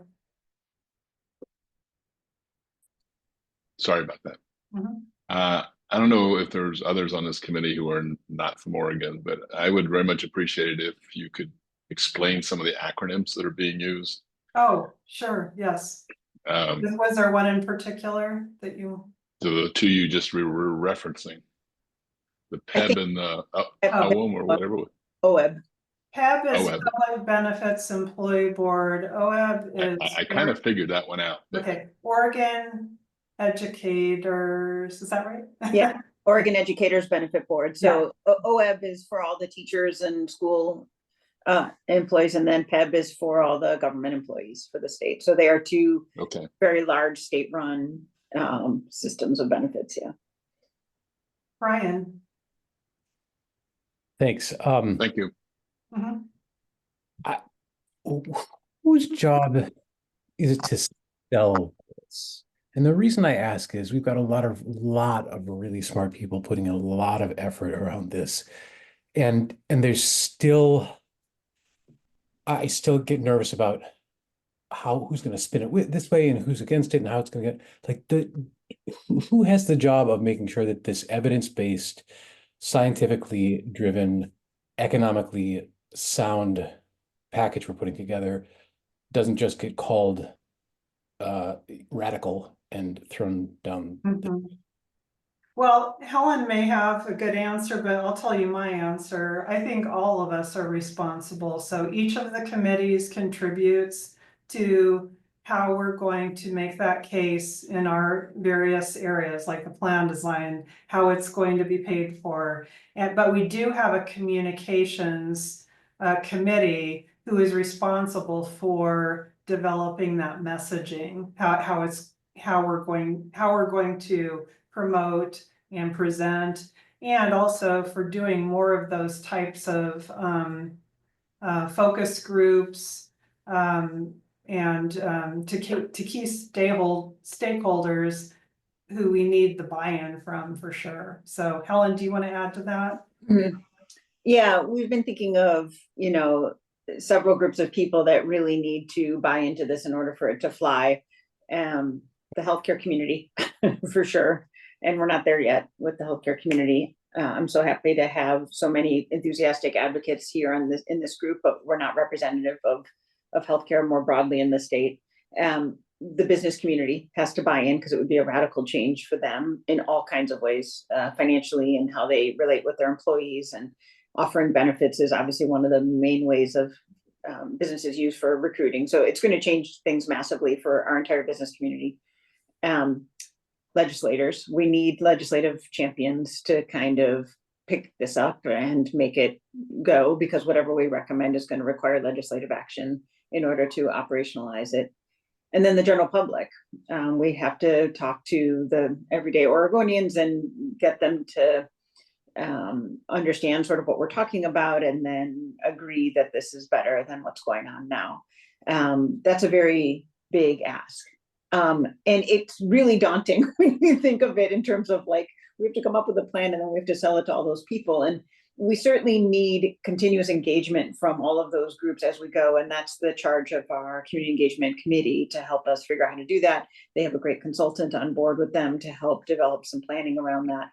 But how I've been trying to kind of make it workable in my head is that really our goal is to come up with a plan that is sellable, right? So right now, if you bring this topic up to people, they're like, I don't know, I might be for that, I might not be for it. It depends on what it says. It depends on what the benefits will look like. How would it compare to what I'm doing now? How many taxes would I have to pay for it?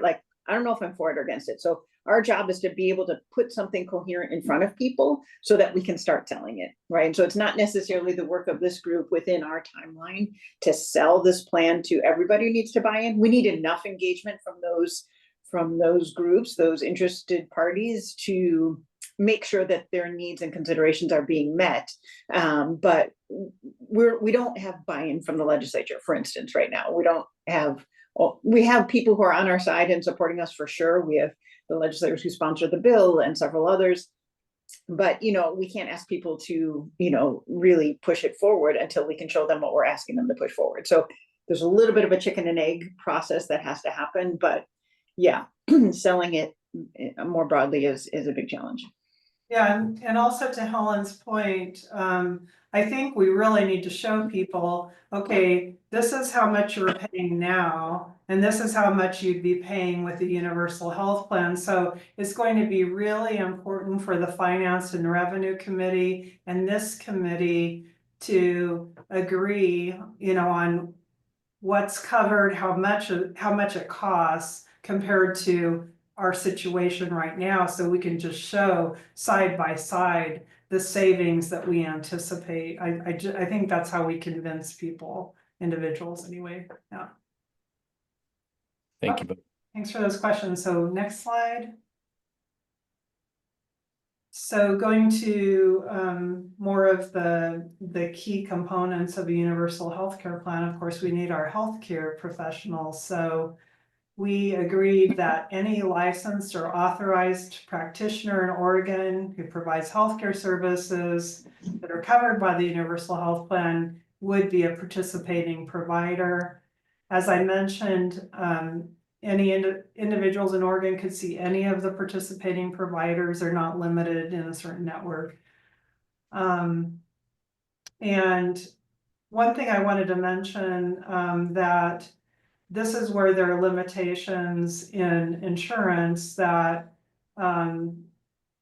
providers couldn't give any kind of preferential treatment to people who were self-pay, private pay patients. So that wouldn't be allowed anymore. And then I want to highlight that we prioritized recruiting workforce that reflect the populations they serve. And we're trying to do that anyway now, but that continues to be a priority for us when we develop the Universal Health Plan. Okay, next slide.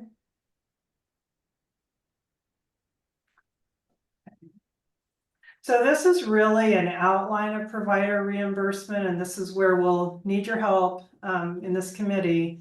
We didn't do a deep dive on provider reimbursement. We just agreed that the Universal Health Plan reimburses providers directly, that methods and methodologies, reimbursement rates would be regional, and we would be open to capitated models, other alternative payment methodologies. We also didn't do any kind of workforce needs assessment.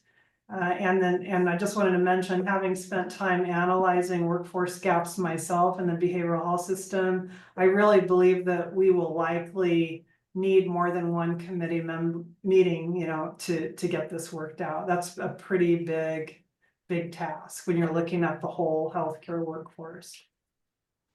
Jim.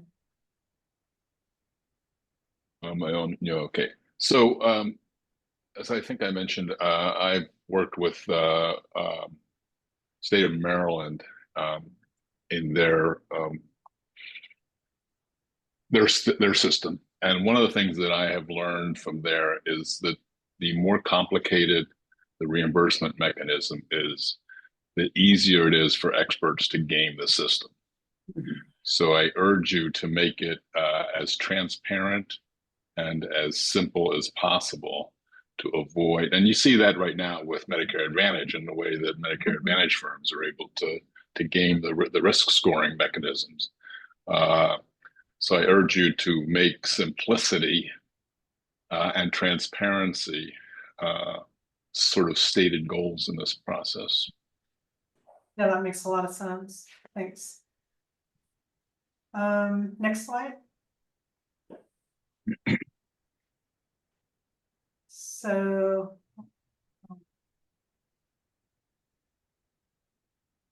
Did we skip governance or am I just in the wrong order on my slides? Okay, here we go. So this is a little bit about the governance. We decided that the Universal Health Plan should be administered by a state entity governed by a nonprofit public corporation. There would be a board that was appointed by the governor, and as you know, the Universal Health Plan Board has been appointed, and we started meeting in April as kind of the first component of the governance. And then, as you also probably know, the staffing is through DCBS. We didn't talk a whole lot about this, but there would be regional entities that would advise on the needs of their communities across Oregon. And of course, we would have government to government relationships with tribes if they would like to participate. Next slide. Okay, I think I've mentioned this a couple times, but private insurance will have a limited role. I think the most important thing I want to mention here with this slide is that we agreed, and this was a pretty complicated set of discussions, but we agreed that we would support complementary insurance. So that would be for benefits that aren't offered through the Universal Health Plan. If someone needed something else or wanted some other kind of service that it wasn't offered, that would be allowed through a private insurer. But we do not want to allow substitutive or supplementary insurance. So substitutive, so it would substitute for the Universal Health Plan, or supplementary insurance where someone could get, I don't know, more robust coverage for a service that was offered under the Universal Health Plan. You mean like higher reimbursement or something?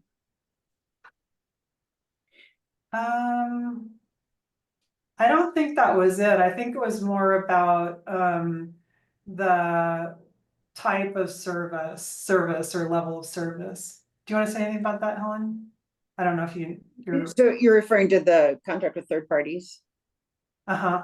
Yeah, so the idea would be that they would be like third-party administrators, but there wouldn't be risk-bearing entities, is I think the idea is that they would help with actually making the payments happen and claim submission or whatever, but they wouldn't be risk-bearing. Yeah, sorry, I think we were talking about the supplementary insurance. Oh, supplementary. Yeah, so for supplementary, insurance plans could exist, but they could only cover things that are not covered under the Universal Health Plan. So so I mean, we may decide to do long-term care insurance, and not cover that under the Universal Health Plan because it would be financially infeasible, or we might, it would be for cosmetic procedures or sort of additional, I don't know, like a more robust package but anything that is covered by an insurance company would be they couldn't cover things that are covered under the Universal Health Plan. It would just. Yeah, and so just to reiterate, the supplementary pertains to the benefit, the service, not to higher reimbursement. That's right. It's the benefit. I differentiate between supplementary and complementary. Yeah, well, complementary would be for the benefits that aren't covered by the. Right. Yeah. Okay. That's why I was confused by the word. Okay. All right. Yeah. The words are a little bit confusing. Okay, you can go to the next slide. So just to reiterate, the priority, major goal for the Universal Health Plan is that there's equitable coverage. Again, no, same benefits for everybody, no cost sharing. The intent is to remove structural inequities in the current payment system, and I would say the current service system. And I wanted to mention that last bullet point. So we agreed that health-related services like housing, nutrition, et cetera, should be covered. And another way of saying that is social determinants of health types of services, but we didn't get into the details at all. And I don't believe those were included in any kind of cost estimate. So we'd really need to dig into that because a lot of those types of services are covered through state general fund at the moment, or we're starting to see those covered through Medicaid through an 1115 waiver currently. So we'd really have to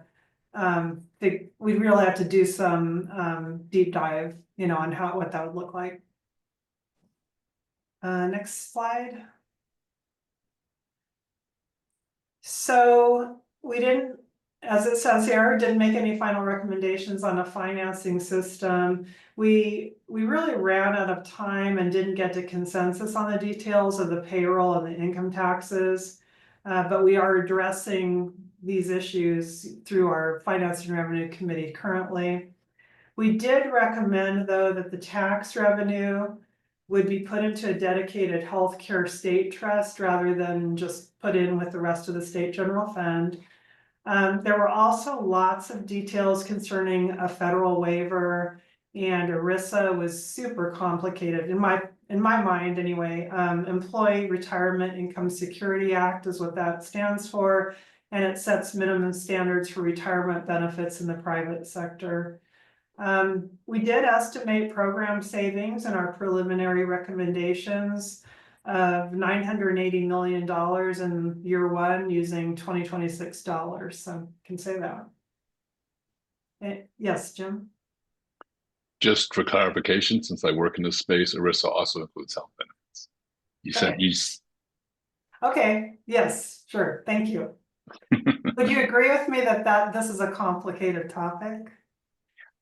I think this is from where I sit. Uh-huh. I think people make it out to be more complicated than it is. Oh, well, good. But there's a lot of space for litigation. Let's put it that way. Yep. Okay, thank you. I'll know who to call on then when we have issues in the Finance and Revenue Committee. Can I just jump in really quick to say, this coming board meeting in November, we are having 2 national experts come and talk to the board about ERISA. And so always members of this committee and all our committees are welcome to listen into our board meetings. And this November one, we'll go over, sort of explain ERISA and why it's such a challenge. So you're welcome to join. Yeah, thanks for saying that. Someone else had their hand raised, but I don't see you anymore. There's we'll go with Betsy. Go ahead. Thanks. This is probably more under the purview of the Finance Committee, but my curiosity is whether in the estimations of the savings to be had under this new plan, job loss was figured for the folks who are currently doing the administrative complexity, both in the clinics and in the insurance companies, and whether, there's been consideration given to what that will look like in terms of disruption for those folks and how that will need to be messaged and so on. I know we discussed it. I don't think it was figured into our cost estimate. I think it was, to be honest, I think it was added as one of the administrative cost savings. But, good point. We certainly need to address what happens to the people who have been working in that space. Yeah. I'll just add quickly too, Cheryl, if you don't mind. Thank you, Betsy, for that. And we're in the process of getting ready to issue an RFP for a financial consultant to help us out. And one of the pieces that we're asking them to do after they've helped us sort through sort of the nuts and bolts of how the plan would work, one of the other deliverables they would have is to do an economic analysis on how this plan would in fact impact the state as a whole, how it impacts the whole state economy. And so job loss would be included in that. So yeah, so that's something that we would analyze. And again, I guess I'll use the excuse that we ran out of time, because we really did. We just didn't have enough time to do deep dives in all of these financially related matters. But this is all for our committees to do. So these are all really good ideas. Jamie.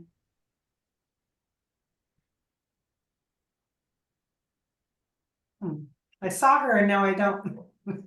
I think she's on mute. On mute. Oh, okay. Oh, I'm so sorry.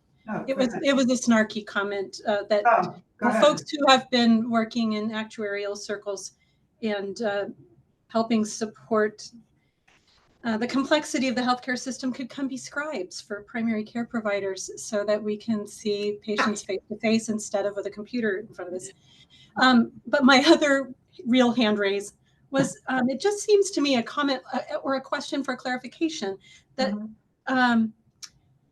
that within this plan structure, as well as what we are seeing in primary care in general, and particularly for all of us who are familiar with FQHCs, is that primary care is being requested to cover things that have usually been the purview of public health. And so I think there's maybe something that hasn't been articulated, maybe I'm missing, about how we stay in the lane in healthcare coverage without going outside of the lane in what public health needs to be able to do. Or are we just throwing up our hands and saying, yep, there's no public health system, so we'll just take that on as well? So could you give me a couple of examples? Because I'm wondering if the health related services that I mentioned or social determinants of health, if that's what you're talking about, or something else that's really more of a public health responsibility. Well, I hear it in two places. One is when we're talking about the difference between population health benefits and individual health benefits. That there are some times when the good of the public health supersedes the autonomy of the individual person. So that's one place where I think there's a potential for some confusion. And then the other is some of those social determinants of health components that are so important to ensure equity. And yet, I'm a doctor, I can't get you housing. I hear you. I can't get you housed. And I'm not sure your health care plan can either. But so at what point are these social services that need to be embedded somewhere else? When is it a public health thing? And when is it really the universal health plan coverage that we're intending to do? So I just wanted to see if there's clarification about those lane lines.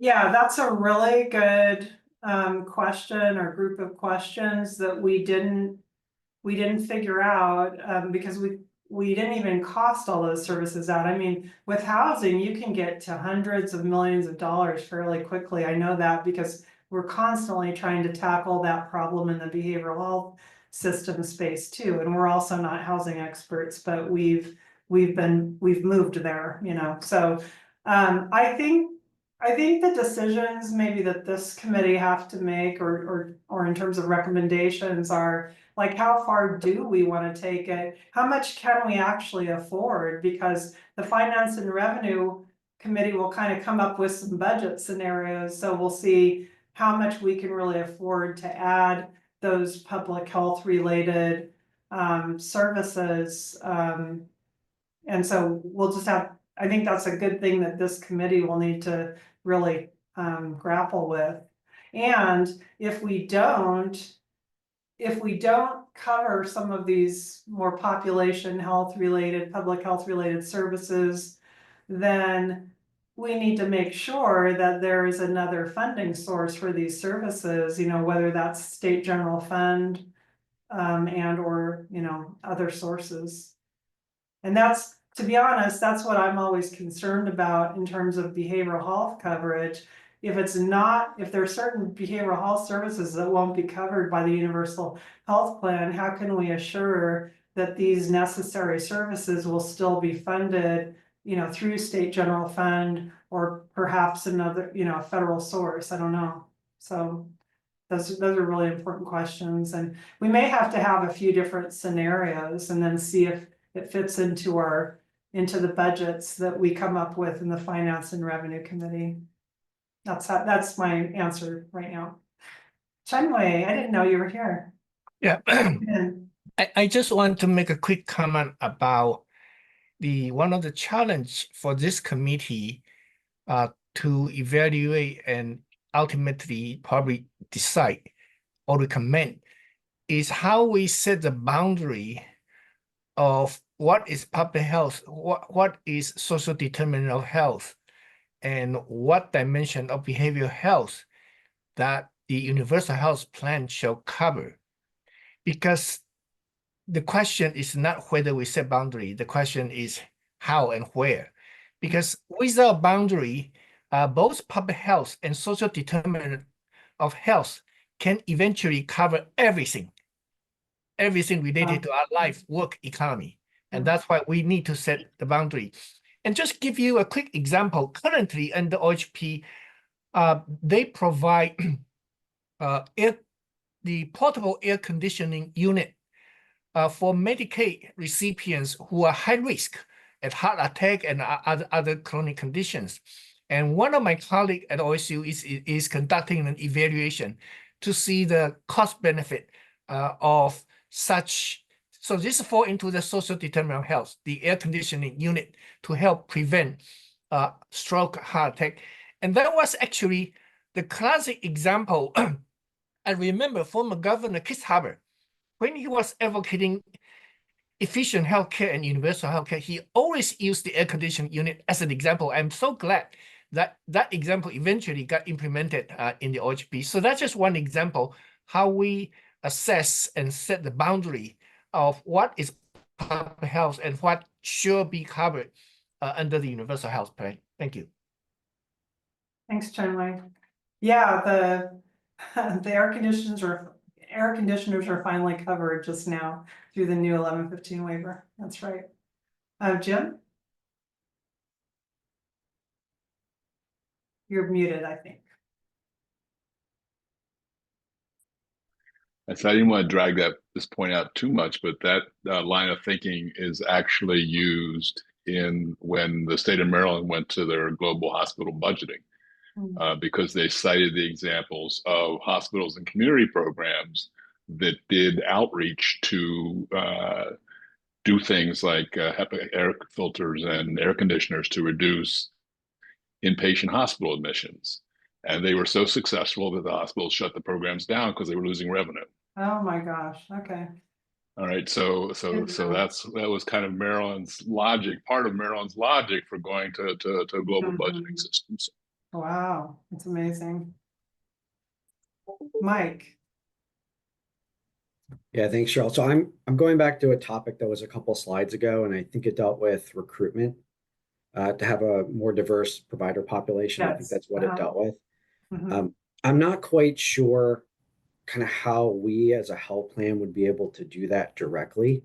I think a lot of the things I've seen in here are kind of indirectly going to impact, the operations, like whether there's a bill or, individuals like that. But it's another to kind of tell the organizations you need to recruit or go after a certain type of provider. And while I recognize, and I think all of us here do recognize the need for a diverse provider population that just looks like the individuals that they're serving, I don't quite know how we as a health plan will be able to affect that directly. I think we need to define that, I don't say a little differently, but I think we have to be very careful about how we're going to address that, because short of financial incentives, I really don't know how we can get into that space without kind of going outside the lines of what I would expect a health plan to be able to address. Yeah, that's a really good point. We need to talk more about that, because we didn't go into detail about how we would do that. And to your point, I know we're trying to diversify our workforce now with financial incentives. So it's exactly what we're doing right now. So thanks for making that point. Eve, hi there. I know you. Yes, indeed. We get to work together again, which is wonderful. So a couple of questions for us to probably explore in future meetings. One is, are we trying to figure out how to take the healthcare system, basically the healthcare system that we have today, and put it under one universal health plan? Or are we talking about transforming healthcare along with that? And I ask that because many of the strategies for paying for kind of public health, community health, we know that health happens outside of the clinic and illness treatment happens often inside the clinic. So when you're looking at a healthy community, you are looking at things like parks and access to housing and access to healthy food and all of the things that go into creating health. And what our system is built to do today is respond to illness. So how much of that systems transformation happens as part of this work? And how much do we leave that for another day and another task force and committee? And do we focus just on shifting from one system of financing to another? I think is something we may have to wrestle with. And then a question is around Medicaid. What is the risk of losing federal dollars for Medicaid as we are looking at a universal health plan that has equal coverage for everyone? Oh, those are two kind of complicated questions. I was going to flip your first one to Chunwei, but as a task force, although I think our ideals were to move from an illness-based system to an actual health system, we didn't go into the details of like how we would potentially change services as you mentioned those examples. We were just really looking at putting all of the funding sources or most of the funding sources in one big pot, so we weren't really looking at how we would change the delivery or the types of services. We didn't go into that in a deep dive. I think that's appropriate for this committee though. So I want to see if Chunwei has anything to add on that. And then in terms of Medicaid, I think we talked about this especially in the finance revenue technical advisory group as part of the task force. But, we're talking about potentially a super waiver where all of the federal funds would go in one bucket and we'd have to get approvals for that. So in terms of losing Medicaid, I don't think our intention is to keep all the Medicaid that we would normally be getting. It would just go in one big pot. And I know I'm not describing that in a financially astute way. I'm just trying to simplify. So Chunwei, did you want to Yes, I think in one of the previous board meeting, I brought this issue up. And again, to respond to Jimmy's earlier question, one of the options is initially the universal health plan may not intend to totally restructure the delivery system, but at the same time, in order to guarantee Oregonian, no matter where they live, they can have roughly equal access to healthcare. There are something need to be improved. Particularly, one important concern that, as I observe and work with other countries' universal health plan, is one thing we want to avoid happening once we have this universal health plan is people have universal health coverage but no access to healthcare, and that's something we have to avoid. That means yes, we will work within the current system, but when we found out certain regions, certain area, people don't have access to healthcare, we need to do something. Just giving people health coverage is not enough. We also have to make sure people have universal health coverage and access to healthcare. So that's as a general principle that I think this committee will be working on. Thanks, Chunwei. Jamie. Thank you. Lots of nods for that. Maybe this could be a piece that we could ask one of our administrative or supportive individuals to look into. California does have a program called the Song Brown program, which supports workforce and pipeline for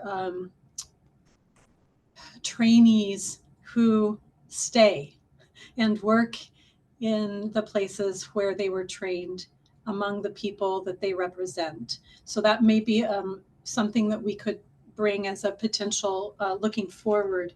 And then I just have a question about how to request support. Otherwise, I just email one of them and say, hey, I'm dumb about this. Can you please send me some education about this or that? I think you might start by emailing the committee chair and Morgan as my guess, Morgan or Debbie chime in to begin the process. Or, I mean, you can certainly do your own inquiries, but if you want committee support, I would say that's the way to go. I don't know, Morgan or Debbie, do you want to add? I'm going to interject really quickly. This is Katie. I think the first and best step would be to email the email that we've been interacting with, which is the UPGB, oh gosh, .info at tcvs.oregon.gov. And then I monitor that throughout the day. And as soon as a question comes in, then I will direct it to Morgan and Debbie, and then they'll take it from there. Oh, good. Okay. Thanks, Katie. Tony. I really appreciate the discussion and really enjoy being with all of you. I might offer just a reflection in thinking about our task at hand. And there are a lot of things in healthcare that are going wrong. And a multitude of them is incorporation of the question of access, and that's because of the workforce. We know that 40% of primary care is not reaching the mark right now. We have a gap of 40%, I should rephrase that. We know that our nursing is behind. We know that multiple aspects of this. One caution I might offer to us is how much this body of work can accomplish in this Herculean task that we're trying to accomplish with financing. This is a targeted approach, and I think that that's something we should be thinking about. Healthcare is readily changing hour by hour, year by year, election to election. And so just I worry about how much we take on in this space in the NMB of good being perfect. And so the social determinants of health and value-based care and all those are germane to the conversation.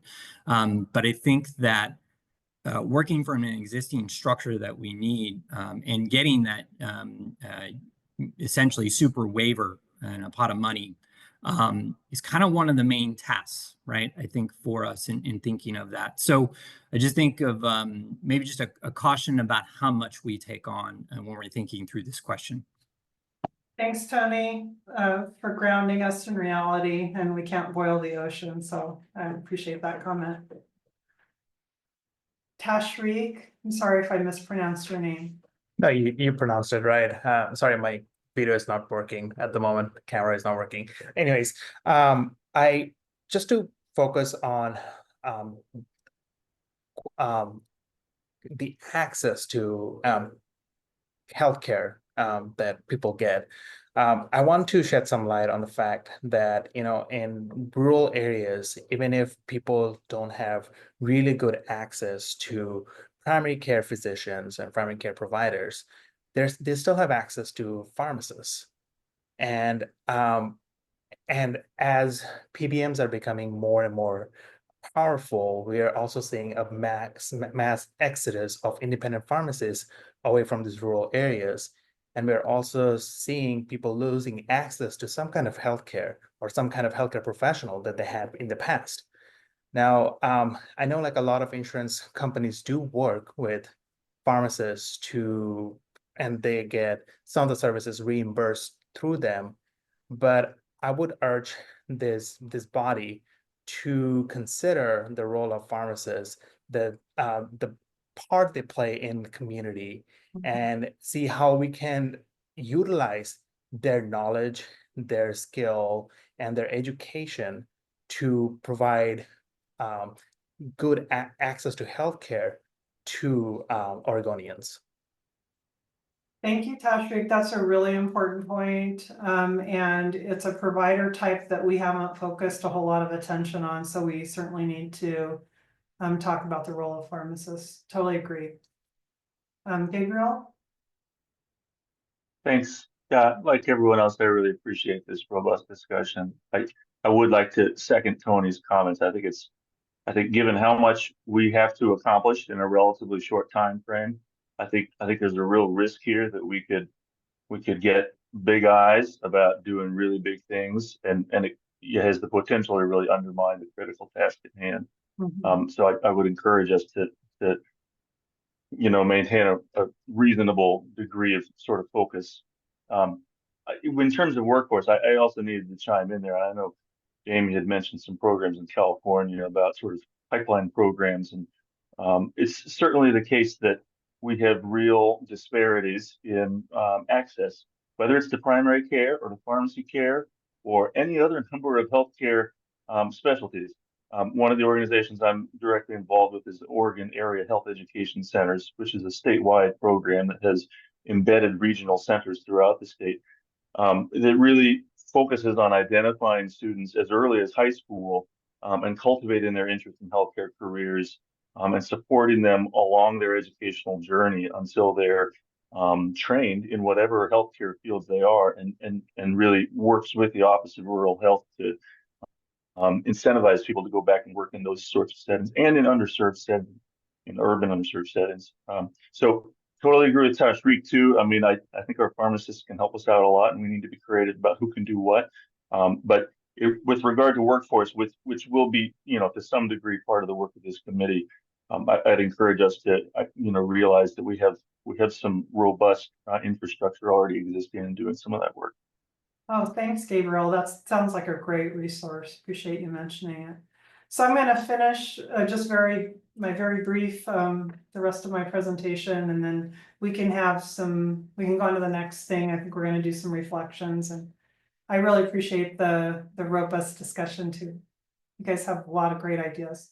So I'm not going to go through all of these preliminary structure recommendations because we've covered a lot of it. I just want to point out that we did not include long-term care as part of our recommendations to cover by the Universal Health Plan. That doesn't mean that it's off the table. It's an area that you can consider in this committee. It was just really super complicated, and as you know, it's very, very expensive, so we did not include it. We also, as I believe I've mentioned earlier, we didn't get into how far we're going to expand behavioral health benefits, and to some of your points, it's like that does go into social determinants of health related services, so we need to figure out how far we're going to go. And then we do need to fine tune eligibility, as said previously. We may need to revisit whether we include anybody who lives outside of Oregon and works there as one. There may be other eligibility issues to revisit, but that's one of them. Okay, next slide.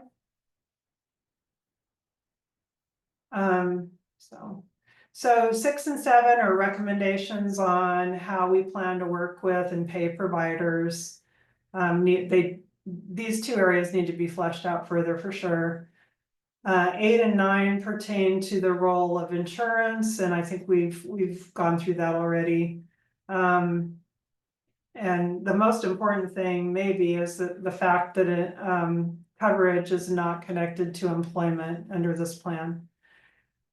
10 are, about the health related services, pretty vague statement. We have a lot of room to grow there, and you all have come up with a lot of great insight already. 11 is about offering universal health care to tribes. And of course, those are individual government to government agreements. And then I've already mentioned that the plan would be overseen by a nonprofit corporation. So next slide. I think that's it. So, look at, obviously I just touched on some highlights of our recommendations, but if you want to view any part of our full recommendations, it says like 200 pages, that's accurate, but it's broken up into sections. There's an executive summary, there are appendices if you want to look at any particular area of interest, if you want to kind of dig into a few more of the details. So with that, that's all I've got. I see Jim has his hand raised, so I'll call on you, Jim.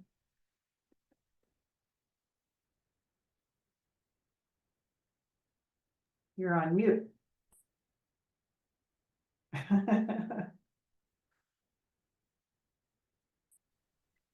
I was hoping you could help me understand the delineation between long-term care and long-term supports and services.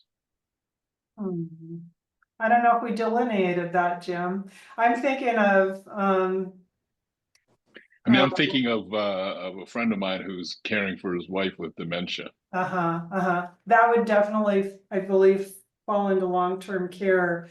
We were mostly thinking long-term care for older adults, but one of our board members mentioned, what about individuals with intellectual and developmental disabilities. That's long-term care from birth or, early life, to death. So I don't think we've appropriately gotten into the details like so many other things, in our recommendations. So we do need to revisit long-term care fully and identify what we're talking about here. And like others have said, we just need to have well, like Chenwei said, it's not a matter of how to, whether we set boundaries, it's what are those boundaries and how and where are those boundaries? So there will have to be some kind of boundaries.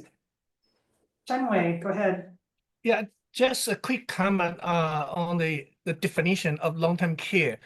Usually it's arbitrary, but there's a arbitrary boundary how we define what is long-term care, and that definition is usually measured by how many days of hospitalization or institutionalization the plan will cover, and beyond that it is considered long-term care. So it's an arbitrary delineation between what is the normal institutionalization versus long-term, and the committee can decide that.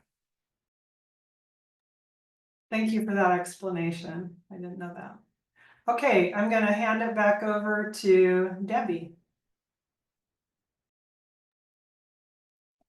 Thank you, Cheryl, and thank you for the presentation.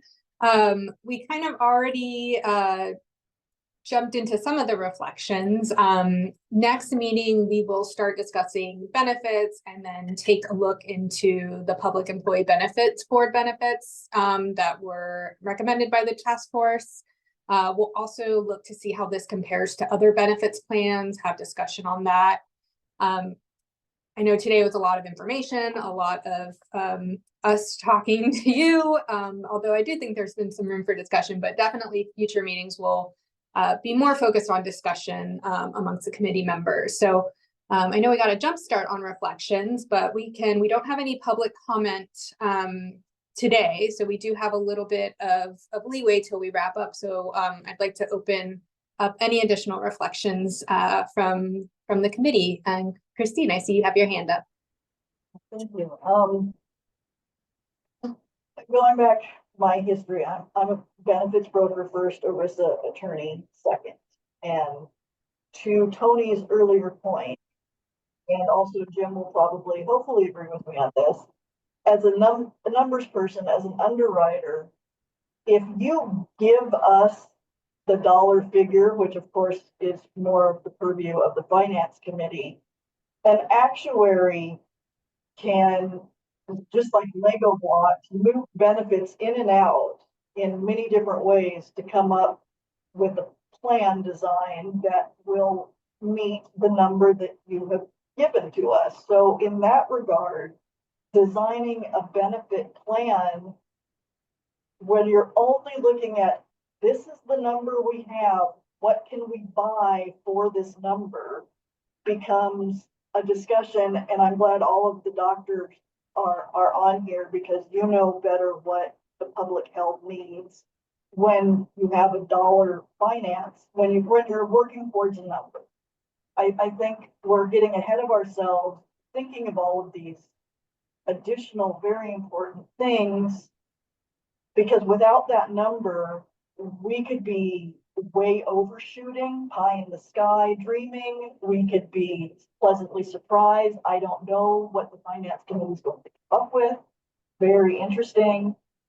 But I guess my point is, I don't know what my point is. I'm just sharing my feelings so far that once we have the number, designing the plan ought to be the easiest thing, because we know the target, but right now we don't know the target. And so I'm going to hold my skepticism in abeyance and just kind of wait. So, thank you. Thank you, Christine. Appreciate your reflections. I think Eve, your hand went up next. Thank you. So I saw the kind of caveat in Cheryl's slides that we still need to figure out what to do with workers' comp insurance. And has auto insurance been considered? I'm just thinking about if providers grow accustomed to not having to contract and set fee schedules and bill more than one entity, it's already difficult to get access sometimes to care for a workers' comp injury or an auto accident, and just what the impact might be around this system, and whether those other types of insurances are still readily utilized, and how that might fit within the system. And I don't need an answer right now, just wanted to flag that as something that might seem small, but I think will become important. Thank you, Eve. I think that's a good point. I don't recall seeing anything that and Cheryl, please correct me if I'm wrong. I don't recall auto insurance being mentioned to my recollection. I don't remember talking about that either, but I wrote it. We did mention about auto insurance together with other insurance that provide liability coverage for health or injury. And this is more of a finance issue, because the finance issue regarding the health care services that already covered by auto insurance and other type of business or property liability insurance, they should continue to cover that, except under the universal health care.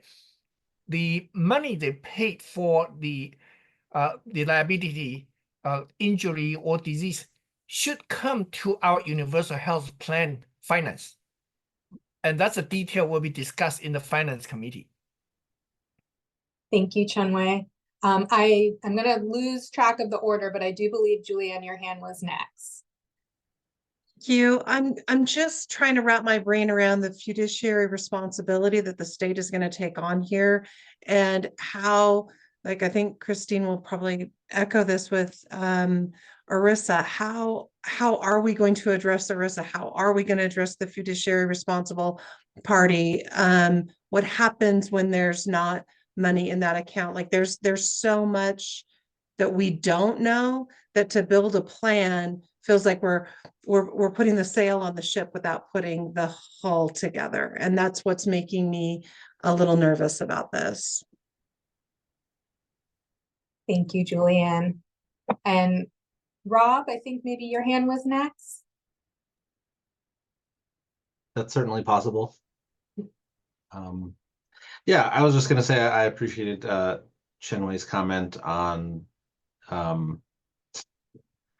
the question not being where to set the boundary between these two things, public health and the universal health plan, but how and where. And also that, like, I mean, it is a really critical question that I think going too small on the approach can be really detrimental to the project as a whole.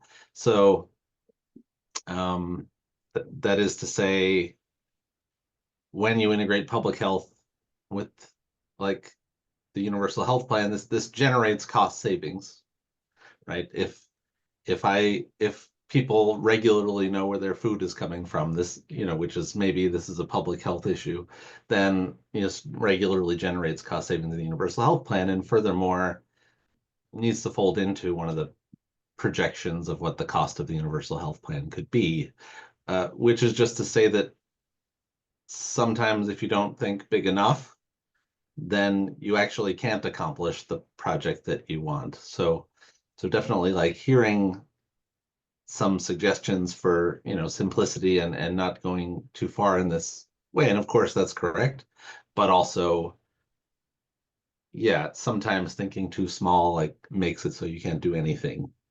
And I think that's something that's come up for me in this discussion. And yeah, because these what the costs are going to be, I heard someone say about assumptions, making assumptions is always a bad thing, but as an actuary myself, not to, whenever you make a cost projection or a projection of any kind, you have a large set of assumptions that are included, and are explicit, sometimes implicit in what the final answer is going to be. It's not just that there's some correct answer. You've selected some assumptions within some reasonable range of what those assumptions could be, and this is the answer that you got out of your projection. And so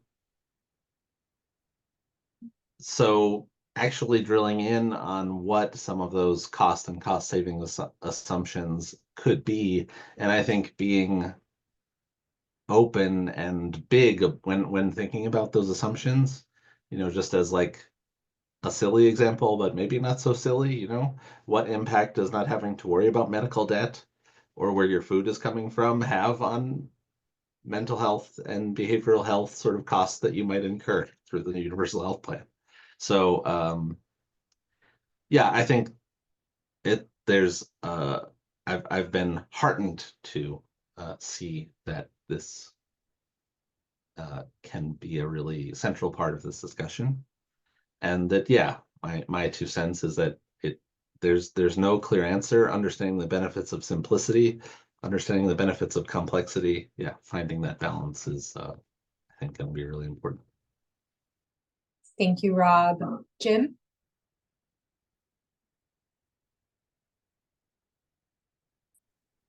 I just wanted to make a comment on the auto insurance thing. I gave a whole series of presentations on single payer Medicare for all to members of the Amalgamated Transit Union at their international training facility outside of DC. And the largest single local of the ATU is from Toronto. And it's really helpful when you're talking about single payer healthcare and Medicare for all to have Canadians in the room. And one of the questions that Canadians didn't understand is when somebody would raise the question, what about auto insurance? Like, what does that have to do with it? People go to the hospital and get taken care of. I realized there was a kind of a financing angle to that would be transitional, but in the long term, it becomes irrelevant. Thank you, Jim. Helen, I believe you are next. Yeah, I was just going to respond to a couple of things. With auto insurance and workers' comp, we should also throw in malpractice insurance. And we have set up all these sort of auxiliary insurance companies to cover things like liability and, the injuries and accidents. But when people are injured because of malpractice, or when they're injured because of a car accident, we have to set up like the separate insurance plan to cover it. So I think this is what Jim was just getting at. It'll be like, we'll have to rethink some of those systems and really consider how much of those systems were meant to pay for health coverage that now will automatically be covered. And then I quickly wanted to respond to Julianne's comment about the fiduciary responsibility. I really appreciate you saying that. And this is a really great example, what you brought up, of like how we are sort of artificially splitting the work into these work streams and committees. But whether or not we're going to have sufficient reserves and how the fiduciary responsibility is going to work is going to be, I think, largely based in the operations committee. But obviously the finance committee has to come up with a plan that will include reserves and that kind of thing. And it's going to be another piece of that where, that this work has to be divvied up somehow.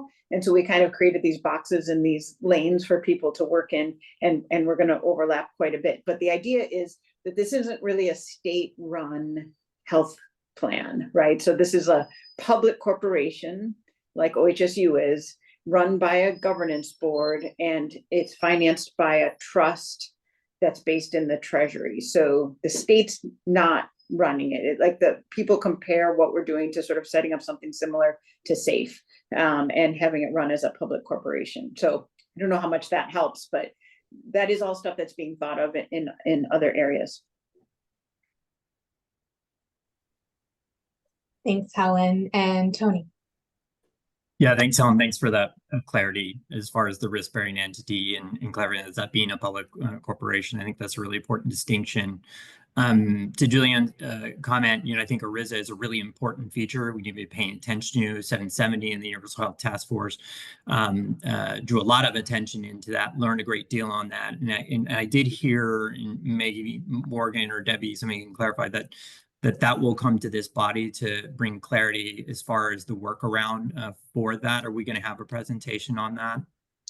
So the presentation on ERISA will be at the full board meeting, but those Gotcha. are all recorded. So even if you can't attend in real time, you could always follow the agenda and kind of fast forward to that presentation. That's great. Thank you. And I think Erin Fusey Brown is going to be presenting on that, correct? Mm-hmm. Excellent. Just for the future or the next meeting, and I know there was a calendar up as far as the next 6 months, and I think we're going to be taking a look at PEB as a starting point. I think if I could just have staff or whoever's in setting the stage of that, there was a question regarding, how do we meet criteria for getting the waiver for Medicaid? We have to have the same eligibility benefits that meet that criteria. So if we could just draw that out so everybody's educated on that. If we could have a comparison, there was a question regarding OEB and PEB, and maybe we could do a little research as why as PEB was chosen. Part of it is because of the robustness of that, but there are some features that differ between OHP versus a gold plan, a bronze plan, and a silver plan with that. I think for everybody's help and support and maneuvering our decision making, what's included, what's not, it'd be great if we could have a little compare and contrast, and also a distinction of what the essential benefits are dictated for Medicaid. And I think it would be really helpful to compare and contrast what Medicare benefits are, and what criteria we're going to need to meet for that. And I know that's a tall order and ask for staff, but I think that would be really constructive for our next steps. Thank you, Tony. I'll just chime in. It's already underway, Tony. There will be a benefits comparison available for this committee. Yeah, we're working on that now. We need a thumbs up feature on here, but we don't have those. I've had a lot of thumbs up today. Oh yeah, why doesn't Zoom have thumbs up? I'm so used to web. All right, anyone else with any final reflections? We have just under 4 minutes. Debbie, could I jump in and just reiterate a couple of next steps? As Helen shared, we are working with Health Management Associates to provide that benefits comparison and have some discussion questions for the next meeting so we can really take a deeper dive so the committee can look at what is in PEB and understand more about the benefits and do that comparison. So that's on the agenda. Staff has been taking notes about the suggestions, and we will look at where there are there's alignment in the suggestions you all made in the existing plan for the next 6 months and build stuff in, and then also pull out topics that were not in there and try and figure out where they might align with our work plan. And in follow up to this meeting, we will have a feedback form if you have additional reflections that you think of after leaving here, or suggestions, or quite honestly, if you have an idea for a great presenter. We just want to make sure that there's a process for feedback and great thoughts after this meeting. So look for a follow-up email from the UHPGB.info email, and we will be sending that out soon. Thank you, Morgan. And just in wrapping up, thank you all for your time and reflections in this committee. And I look forward to getting to hear from your expertise and your perspective as we embark on this. So thank you all. And with that, we'll adjourn the meeting today.